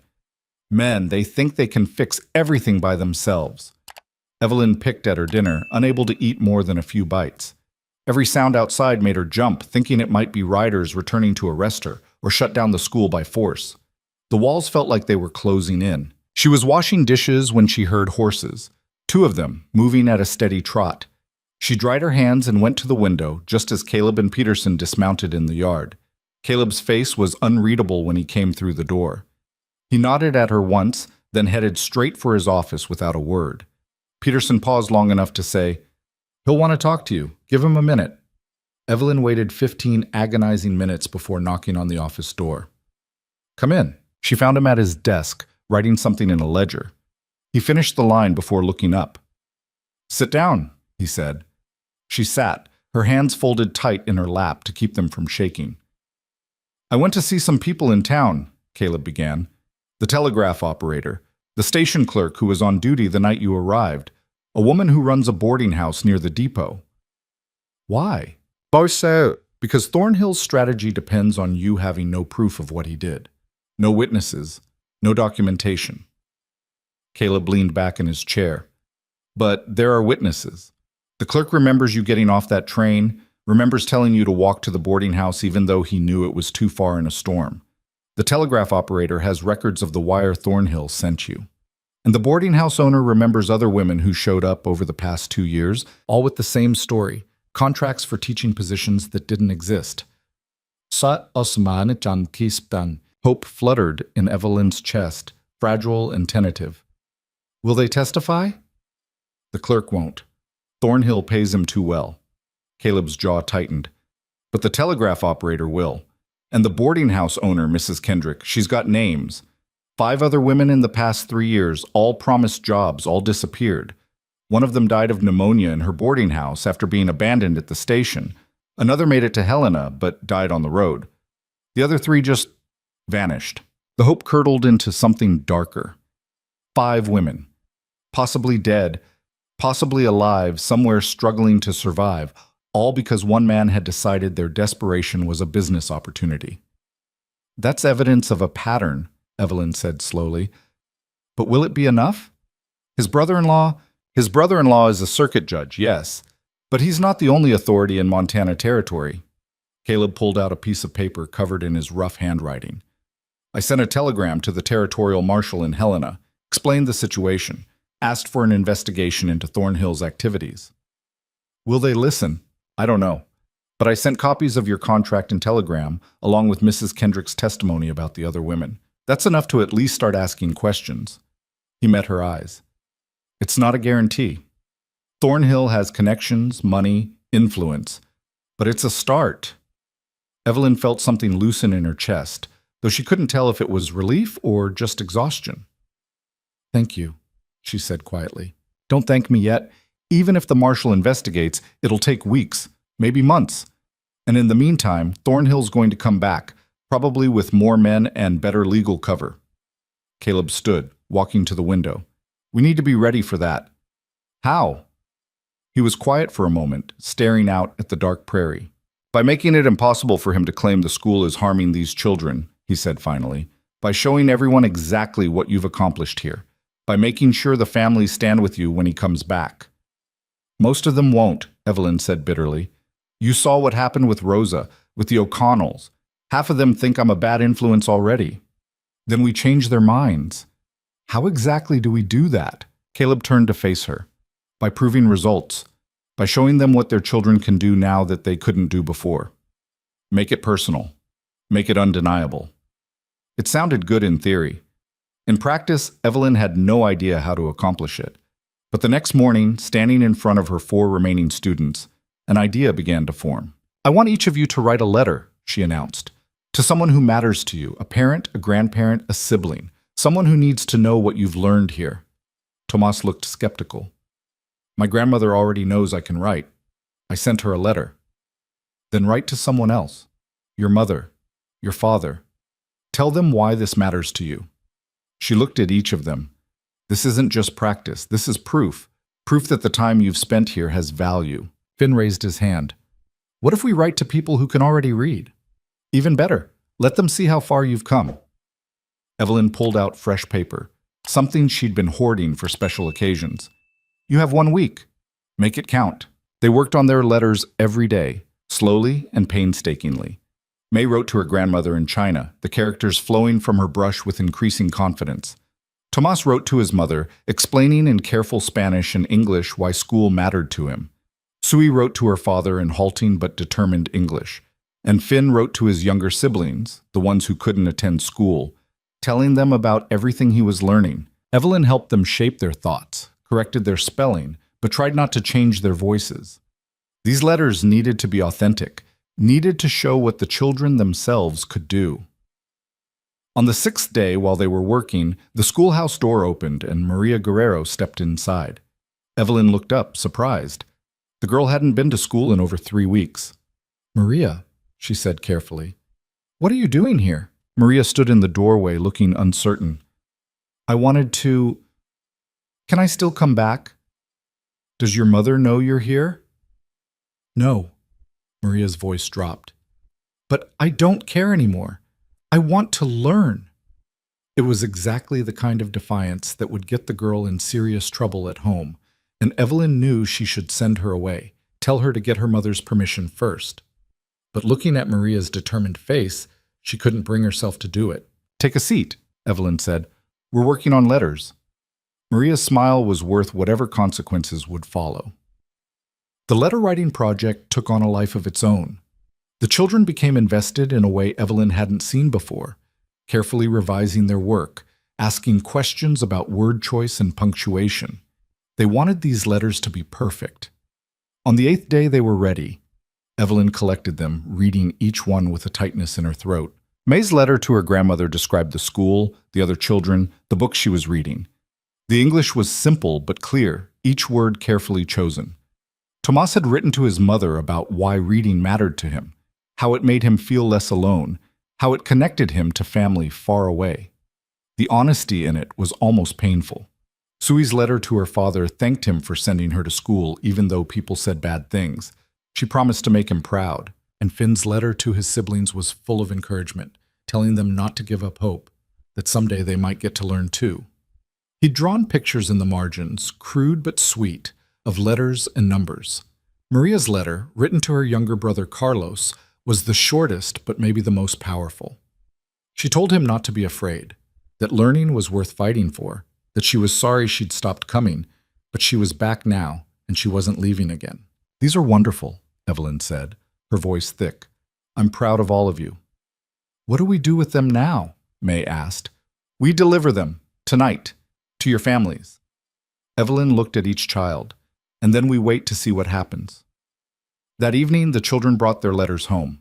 Evelyn didn't know what to expect. More anger, more resistance, or maybe just indifference. What she got was Rosa Guerrero showing up at the schoolhouse the next morning with both Maria and Carlos. The woman's face was hard to read as she approached. Evelyn braced herself for another confrontation. My son showed me his sister's letter, Rosa said without preamble. The one she wrote him. Yes, Evelyn replied carefully. He cannot read it himself, so she read it to him. Rosa's voice was tight. And then she read it to me. 3 times, because I asked her to. Evelyn waited. You teach her this? Rosa gestured at Maria. I taught her the skills. The words are hers. Rosa was quiet for a long moment, her eyes moving between her daughter and Evelyn. She tells me in this letter that she wants to help her brother learn to read, Rosa said finally, that she wants to teach him what you teach her, so he can read for himself when people try to cheat him. She's certainly capable of teaching him the basics, Evelyn said. My husband was cheated once, lost 2 weeks' wages because he signed something he could not read. Rosa's hands tightened on her shawl. I told myself it did not matter, that we would survive. But it matters to my children. This letter. It matters. She looked directly at Evelyn. They can both come to school. Every morning until noon, then they work. This is my condition. That's more than fair, Evelyn said, trying to keep the relief out of her voice. Rosa nodded stiffly, then turned to leave. But she paused at the door. I was wrong, she said quietly. About you. About this. I was scared, and fear made me cruel. I am sorry for what I said. It wasn't much, but it was enough. Evelyn felt tears prick her eyes. Thank you, she managed. Rosa left, and Evelyn stood there for a moment, processing what had just happened. One family won back. It wasn't victory, but it was progress. Word spread quickly. By the end of the week, Eric Anderson had returned, his father grudgingly admitting that the boy seems to be learning something useful. Nora O'Connell came back too, though her father made it clear she was on probation. One more black eye and she'd be pulled out for good. 9 students now, 3/4 of the possible enrollment. The schoolhouse felt alive in a way it hadn't before, but Evelyn knew it wouldn't last. Thornhill would return, and when he did, he'd bring force to back up his threats. The waiting was almost worse than the confrontation had been. Every day she expected to see riders approaching. Every night she lay awake imagining what would happen when they came. 2 weeks passed, then 3. Spring was coming on in earnest now, the prairie turning green, the creek running high with snowmelt. The children were thriving, their reading improving daily, their confidence growing. Evelyn had just dismissed class one afternoon when she saw dust on the southern road. Multiple riders, moving fast. Her stomach dropped. This was it. But as they got closer, she realized it wasn't Thornhill. The lead rider wore a badge that caught the sunlight, a territorial marshal flanked by 4 deputies. Caleb emerged from the barn and walked out to meet them. Evelyn hung back, watching from the schoolhouse porch. The conversation was too far away to hear, but she could see Caleb gesturing toward the schoolhouse, then toward the main house. The marshal nodded, his expression serious. After several minutes, they all dismounted and Caleb led them toward the schoolhouse. Evelyn's pulse hammered. The marshal was younger than she'd expected, maybe 35, with sharp eyes and a weathered face that suggested he'd seen his share of trouble. Miss Carter, he said, I'm Marshal Thomas Garrett. These are my deputies. We'd like to ask you some questions about your experience with county official Howard Thornhill. She'd expected accusations, not questions. The shift left her off balance. Of course, she managed. They went inside the schoolhouse, and for the next hour, Evelyn recounted everything: the contract, the telegram, the abandoned station, the frozen prairie, waking up in Sarah's boarding house. She showed them the contract she'd signed, the telegram Thornhill had sent, the frostbite scars still visible on her fingers. Garrett listened without interrupting, taking careful notes. When she finished, he sat back and studied her. Mrs. Kendrick and Forsyth gave us similar testimony about 5 other women, he said, all with contracts, all promised positions that didn't exist. We've been able to track down 2 of them, one in Helena, one in Butte. Both confirm the same pattern. So you believe me? Evelyn asked. I believe there's enough evidence to warrant a formal investigation. Garrett tapped his pencil against his notebook. The problem is Thornhill's connections. His brother-in-law has significant influence, and pursuing this case means going up against that influence. Evelyn's hope faltered. So you won't do anything? I didn't say that. Garrett's expression hardened. What I'm saying is we need to build an airtight case, which means we need more than testimony. We need documentation, financial records, proof of the fraud scheme. And we need to move carefully, because if Thornhill gets wind of what we're doing, he'll destroy evidence and disappear. What do you need from me? Evelyn asked. Right now? Nothing. Keep teaching, keep your head down, and if Thornhill approaches you again, you send word immediately. Don't engage with him. Don't make threats. Don't give him any ammunition to use against you. Garrett stood. We'll handle the investigation. It wasn't the dramatic vindication Evelyn had hoped for, but it was something. An official investigation, marshals taking her claims seriously, the possibility of justice. After they left, Caleb found her sitting on the schoolhouse steps, watching the sunset. You all right? He asked. I don't know. She hugged her knees. Part of me wants to believe this will work, that Thornhill will be held accountable, that justice will actually happen. But another part knows that powerful men rarely face consequences for their actions, Caleb finished. Yes, He sat down beside her, close enough that their shoulders almost touched. All we can do is keep moving forward, he said. Keep teaching. Keep building.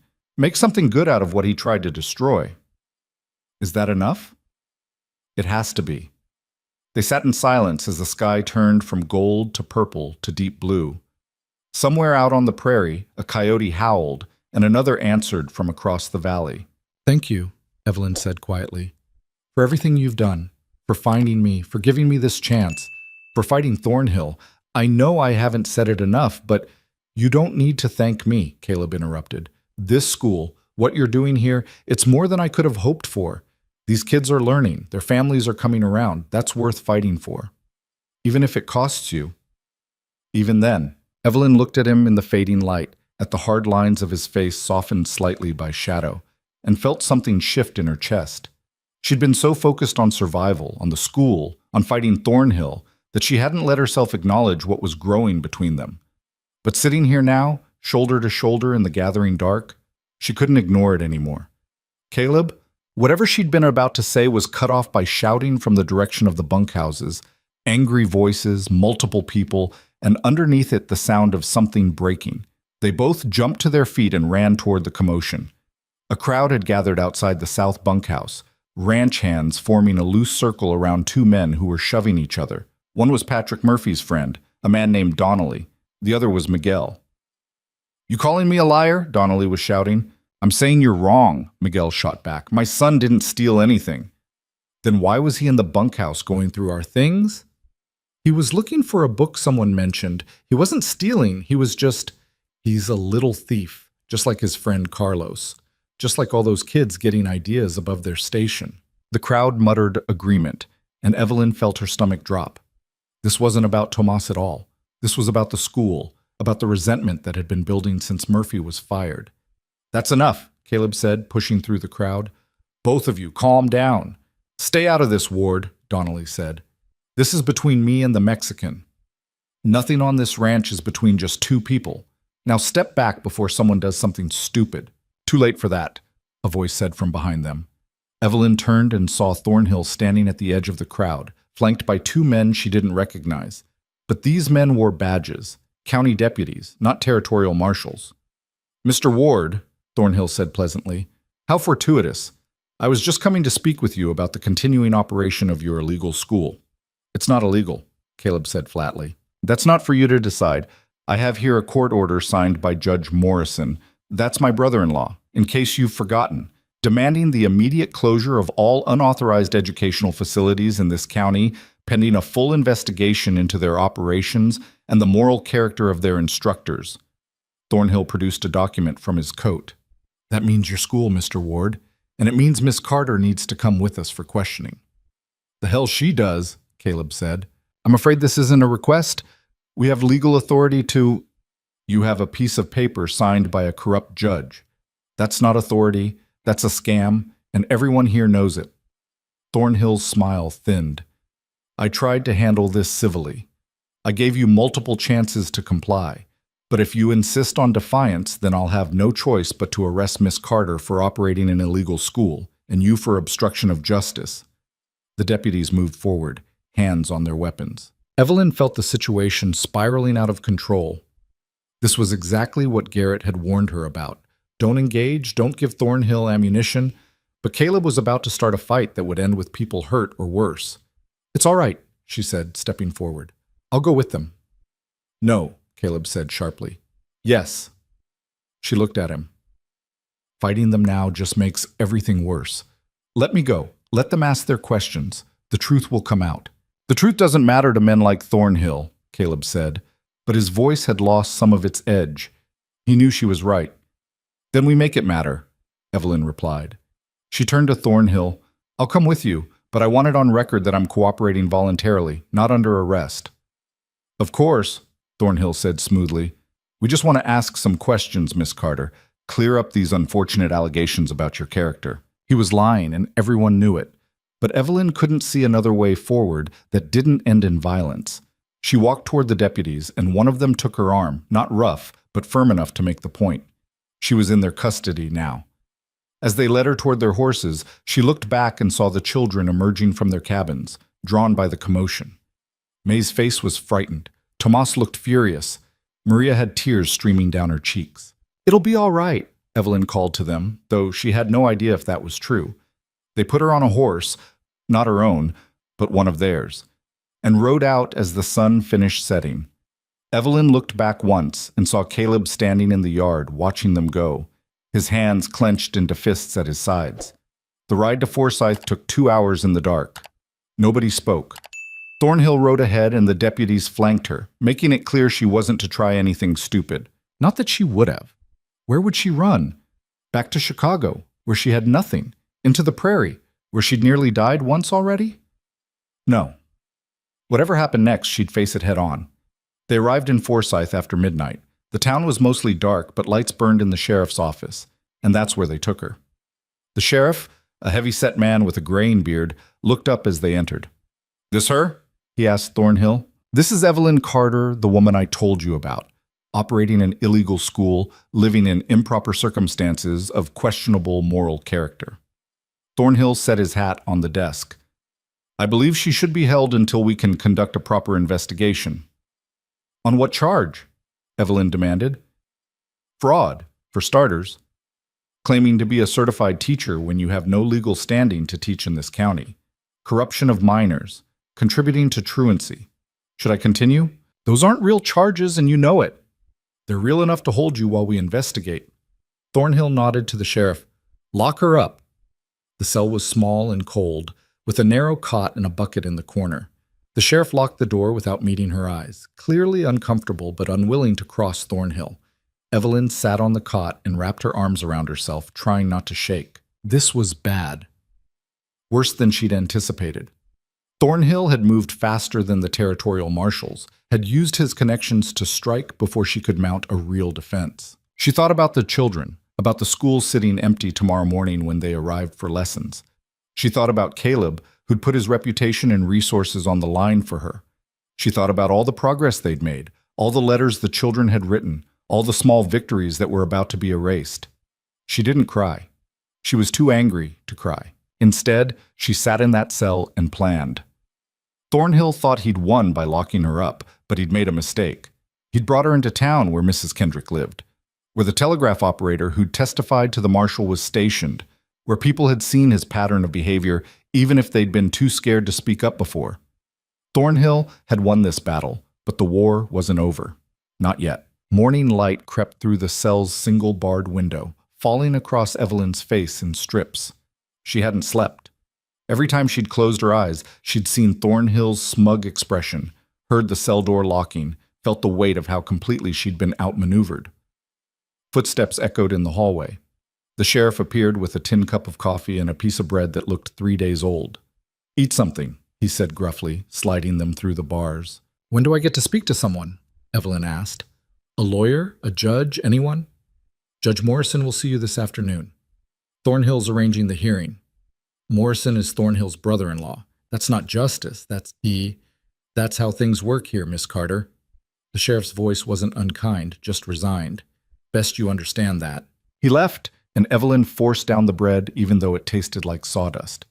She needed to stay sharp, needed to be ready for whatever Thornhill threw at her next. The morning dragged on with agonizing slowness. Through the window, she could hear the town waking up, wagons rattling past, voices calling greetings, the normal rhythm of a place that didn't know or care that her entire future was crumbling inside this cell. Around noon, she heard a commotion outside. Multiple voices, angry and overlapping. The sheriff's voice rose above them, trying to restore order. "You can't all come in here." "We're witnesses," a woman said firmly. Mrs. Kendrick. Evelyn recognized her voice from when Caleb had described meeting her. "We have a right to speak on Miss Carter's behalf." "The hearing isn't until—" "Then we'll wait." Another voice, male this time. "The telegraph operator?" "But we're not leaving until we're heard." More voices joined in, a chorus of support that made Evelyn's chest tighten. People were showing up for her. People she'd never even met were willing to stand against Thornhill. The sheriff appeared at her cell again, looking harassed. "You've got quite a crowd gathering out there," he said.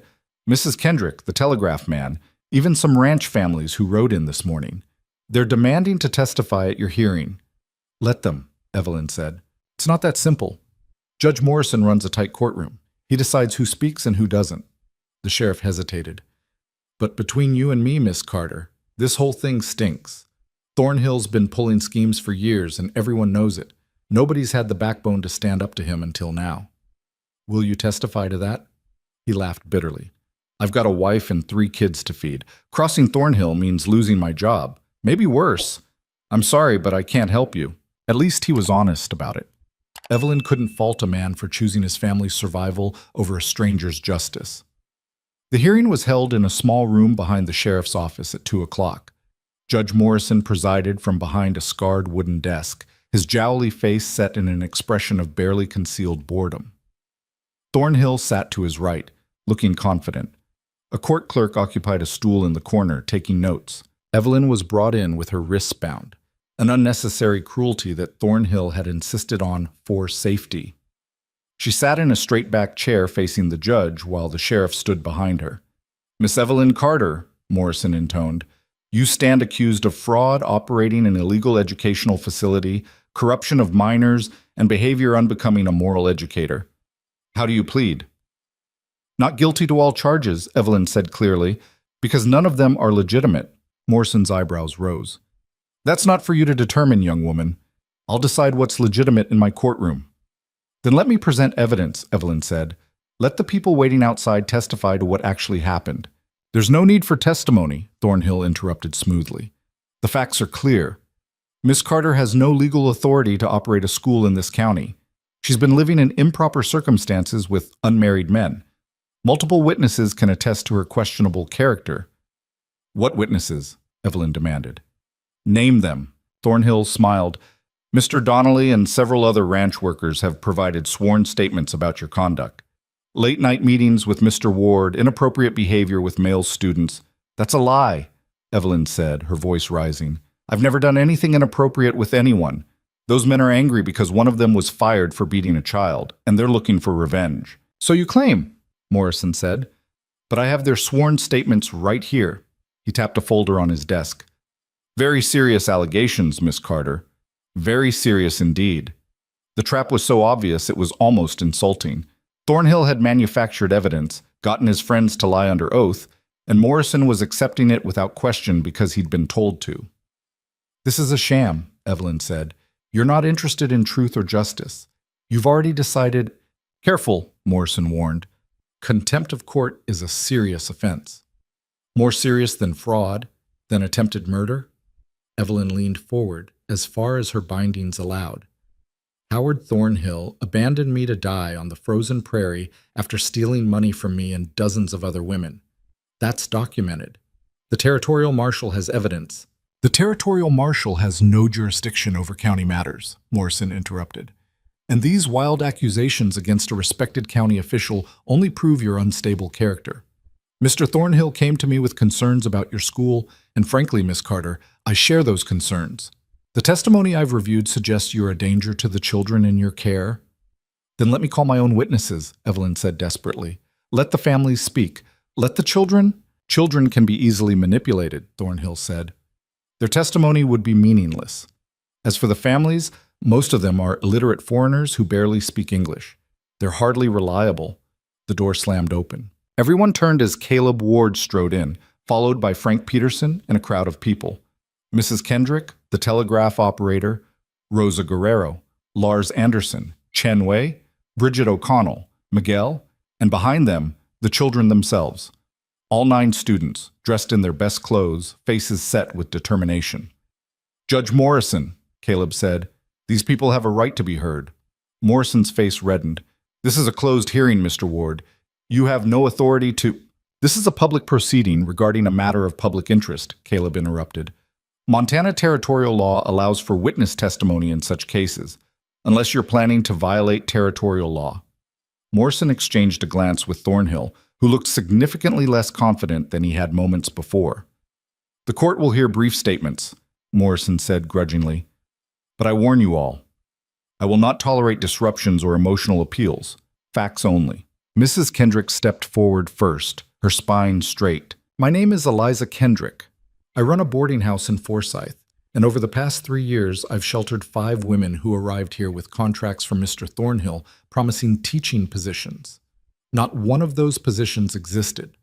One woman died of pneumonia in my care after being abandoned at the station. 2 others disappeared.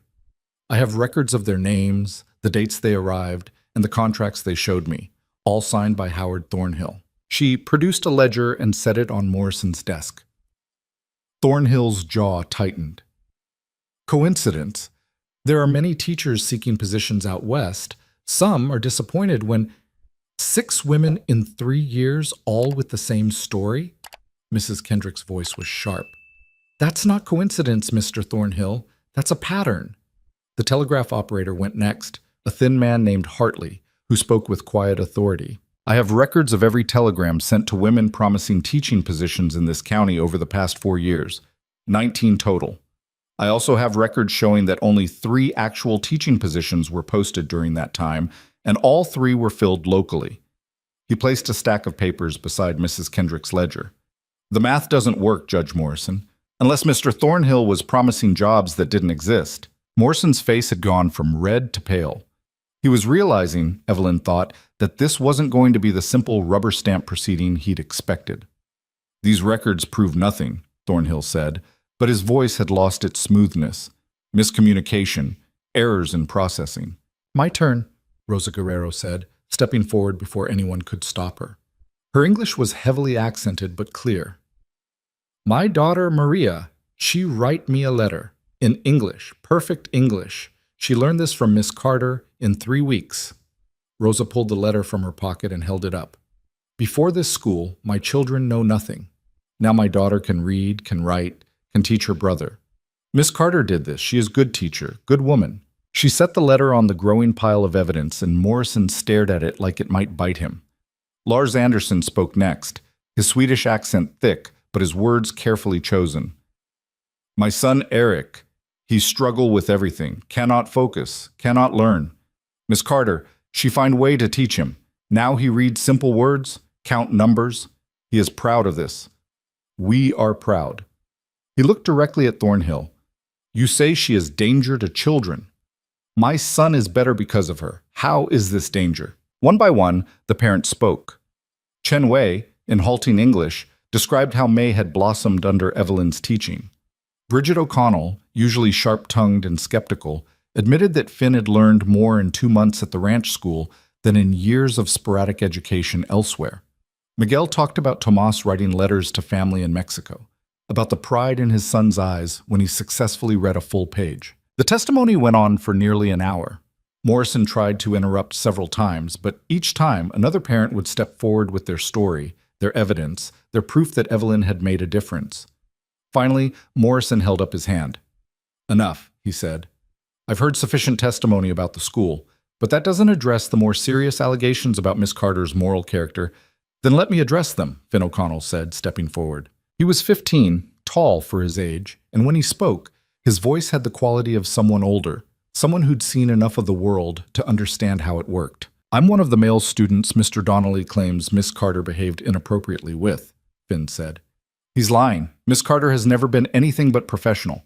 She teaches us during school hours in a public building with other students present. The late-night meetings Mr. Donnelly mentioned in his statement, those were times when Mr. Ward and Miss Carter discussed school business in the main house, with Mrs. Ingrid present as chaperone. I know because I was there once, delivering a message from my mother. He pulled out a piece of paper covered in careful handwriting. I wrote down everything I could remember about Miss Carter's conduct since she arrived at the ranch. Times, dates, witnesses, it's all here. And none of it supports Mr. Donnelly's accusations. He set the paper on the desk. My father hits me sometimes when I do things he doesn't like. Miss Carter has never raised a hand to any of us, so I'd appreciate it if this court would stop calling her the danger. The room went silent. Finn's testimony had been devastating in its simplicity. A child defending his teacher with facts and documentation, exposing the adult accusers as liars. Morrison looked like he wanted to be anywhere else. He shuffled through the pile of evidence on his desk, clearly trying to figure out how to salvage this situation for his brother-in-law. These are compelling statements, he said finally. But the question of Miss Carter's legal authority to operate a school remains. Without proper certification from the county, she has certification, Caleb said. He pulled out Evelyn's teaching certificate from Chicago, the one that had survived the frozen prairie in its oilcloth wrapping. Issued by the state of Illinois, valid for teaching positions throughout the United States and its territories. I checked with the Territorial Education Office in Helena. Illinois certificates are recognized here.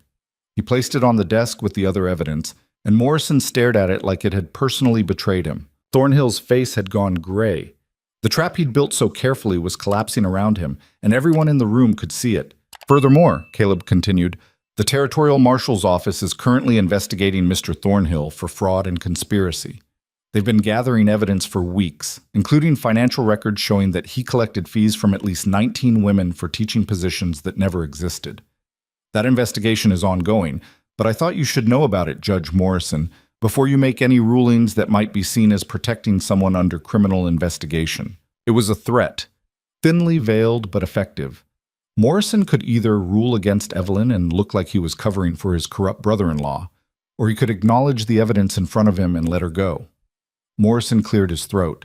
Given the complexity of this case and the volume of testimony presented, I'm going to take the matter under advisement. Miss Carter will be released on her own recognizance pending a full investigation into all allegations. He banged his gavel. This hearing is adjourned. That's it? Thornhill said, his voice rising. You're just going to let her— The hearing is adjourned, Morrison repeated, louder. Sheriff, release Miss Carter. The sheriff stepped forward and unlocked Evelyn's bindings. Her wrists were raw where the rope had rubbed, but she barely felt it. She was free. Not cleared, not vindicated, but free. Thornhill stood abruptly, his chair scraping against the floor. This isn't over, he said, looking directly at Evelyn. You think you've won? You think a few touching stories from illiterate ranch workers mean anything? I'll appeal this decision. I'll take it to the territorial court if I have to. And when I'm done, you'll wish you died on that prairie like you were supposed to. The room went deadly silent. Did you just admit to attempting to murder Miss Carter? Caleb asked quietly. Thornhill's face went white as he realized what he'd said. No, I meant that was a figure of speech. Sounded pretty specific to me, Frank Peterson said from the doorway. Witnesses heard it too. The parents nodded. Mrs. Kendrick was already writing in her ledger, documenting the statement. Morrison stood. Mr. Thornhill, I suggest you retain legal counsel. Sheriff, please make sure Mr. Thornhill doesn't leave town while the territorial marshal completes his investigation. You can't do this, Thornhill sputtered. I'm a county official. You're a suspect in an ongoing criminal investigation who just threatened a witness in my courtroom, Morrison snapped. Whatever loyalty he'd had to his brother-in-law was evaporating fast in the face of self-preservation. Get him out of my sight. The sheriff escorted Thornhill out, and the man's protests faded down the hallway. Evelyn stood there shaking, unable to quite process what had just happened. She'd expected to be convicted, maybe sent to prison, certainly ruined. Instead, she was free, and Thornhill was the one in custody. Rosa approached and took Evelyn's hands, careful of the raw wrists. You fought for our children, she said. Now we fight for you. This is what family does. Family. The word hit Evelyn like a physical force. These people, ranch workers she'd known for barely 3 months, immigrants she'd struggled to communicate with, children she'd taught from battered textbooks in a rough schoolhouse, were calling her family. She'd come west alone, carrying nothing but a stolen dream and desperation. And somehow, impossibly, she'd found this. Thank you, she managed, her voice breaking. All of you. I don't know how to— You don't have to say anything, Lars Anderson interrupted. You teach our children. You give them future. This is enough. The children crowded around her then, all 9 of them talking at once, telling her how they'd convinced their parents to come to town, how they'd practiced what to say, how they'd been so scared she'd be sent away. May hugged her waist tightly. You can't leave, she said. You're our teacher. I'm not going anywhere, Evelyn promised, and meant it. The ride back to the ranch was a caravan. All the families who'd come to testify rode together, talking and laughing with the relief of people who'd faced down something frightening and survived. The children sang songs, making up words when they didn't know the real ones. Evelyn rode beside Caleb, neither of them speaking much, just letting the noise and joy of the others wash over them. "You took a hell of a risk," she said finally, "bringing all those people, confronting Morrison like that. If it had gone wrong—" "It didn't," Caleb said simply. "But it could have. Thornhill could have convinced Morrison to ignore everything. You could have lost the ranch, your reputation, everything. Some things are worth the risk." He glanced at her. "You're worth the risk." Evelyn felt heat rise in her cheeks and was grateful for the gathering darkness that hid it. They reached the ranch as the sun was setting, painting the prairie in shades of gold and amber. The schoolhouse stood silhouetted against the sky, small and rough but undeniably there. That night, there was a celebration in the main house. Ingrid cooked enough food for an army, and the families crowded into the dining room and spilled out onto the porch. There was music. Someone had a fiddle, someone else a harmonica, and dancing that was more enthusiasm than skill. Evelyn watched it all from the porch steps, overwhelmed by the sheer improbability of this moment. 3 months ago, she'd been dying in the snow. 2 months ago, she'd been teaching to an empty room, wondering if anyone would ever show up. And now this, laughter and music and children running wild with happiness. Caleb found her there, 2 cups of coffee in his hands. He offered her one and sat down beside her. "Quite a day," he said. "Quite a few months," Evelyn replied. They sat in companionable silence, watching the celebration continue without them. "What happens now?" Evelyn asked. "With Thornhill? With the investigation?" "Marshal Garrett will build his case. It'll take time, probably months. But between the evidence we've gathered and his own confession in court, I'd say his days of running schemes are over." Caleb sipped his coffee. "Morrison will probably resign before he gets dragged down with him. New judge will come in, hopefully cleaner. And the school? The school stays open. You have legal certification, community support, and a dozen witnesses who will testify to its value. Nobody's going to shut you down now." Evelyn let that sink in. The school was safe. She was safe. The future she'd been fighting for was actually going to happen. "I still can't quite believe it," she admitted. "That we won. That they actually listened." "They listened because you gave them something worth listening to," Caleb said. "You didn't just talk about the value of education, you proved it. Those letters the children wrote, the testimony from the parents, Finn's documentation. That was all real, tangible evidence of what you'd accomplished. Hard to argue with that." "It was their accomplishment, not mine. The children, the families, you made it possible," Caleb interrupted. "Don't diminish that. You came here with nothing, facing impossible odds, and you built something that matters. That took courage. Or stubbornness. Sometimes they're the same thing." Evelyn smiled, remembering when he'd said something similar months ago. It felt like a lifetime had passed since then. "What about you?" she asked. "What happens now for Caleb Ward?" He was quiet for a moment, staring out at the prairie. "I keep ranching. Keep trying to make this place something better than it was." He paused. "And I keep supporting the school if you'll have me. Those kids need what you're giving them." "Of course I'll have you. I couldn't do this without you." "You could," Caleb said, "but I'm glad you don't have to." There was something in his voice, something unspoken but present, that made Evelyn's heart beat faster. She thought about all the moments over the past months, him finding her in the snow, offering her this chance, defending her against Thornhill, standing beside her when it would have been easier to walk away. She thought about the way he looked at her sometimes when he thought she wasn't watching, and the way she'd caught herself watching him in return. "Caleb," she started, not quite sure what she was going to say. He turned to face her, and in the lamplight spilling from the house, his expression was open in a way she rarely saw. "I know this isn't the time," he said quietly. "I know you've just been through hell and you need time to figure out what comes next. But I need you to know that what I said earlier about you being worth the risk, I meant it, not just as an employer or a friend, as more than that." Evelyn's breath caught. She'd suspected, hoped maybe, but hearing him say it out loud was different. "I'm not asking for anything," Caleb continued. "Not now. Maybe not ever if you don't want. But I needed you to know, because you should have the choice. You should have all the choices you never got before." It was possibly the most romantic thing anyone had ever said to her, and it was delivered in the same straightforward, practical tone he used to discuss fence repairs. What if I want to ask for something? Evelyn said softly. Caleb's expression shifted, hope and caution warring on his face. Then I'm listening. I want to keep teaching. I want to build this school into something real, something that lasts. I want to prove that education matters out here just as much as it does in cities back east. She met his eyes. And I want to do that here, with you, if you'll have me. Not just as your teacher, but as whatever this is between us. Partner, Caleb said. That's what you are.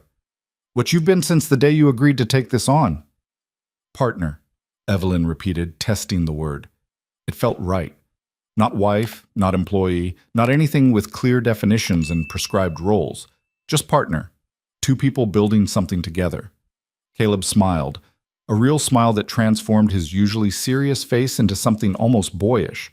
I can work with that, he said. From inside the house, someone called for them to come dance. The music had shifted to something slower, sweeter. Caleb stood and offered his hand. May I? He asked. Evelyn took it and let him pull her to her feet. They joined the others, and if their dancing was awkward and unpracticed, nobody seemed to care. The children cheered, the parents smiled knowingly, and Ingrid muttered something in Swedish that was probably inappropriate but sounded fond. Later, much later, when the families had gone back to their cabins and the house had quieted, Evelyn stood at her window looking out at the schoolhouse. Tomorrow, 9 children would show up for lessons.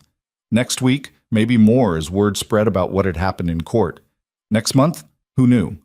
The future was uncertain, but for the first time in her life, that felt like possibility rather than threat. She thought about Thornhill, sitting in a cell much like the one she'd occupied that morning. She thought about justice, slow and imperfect, but finally arriving.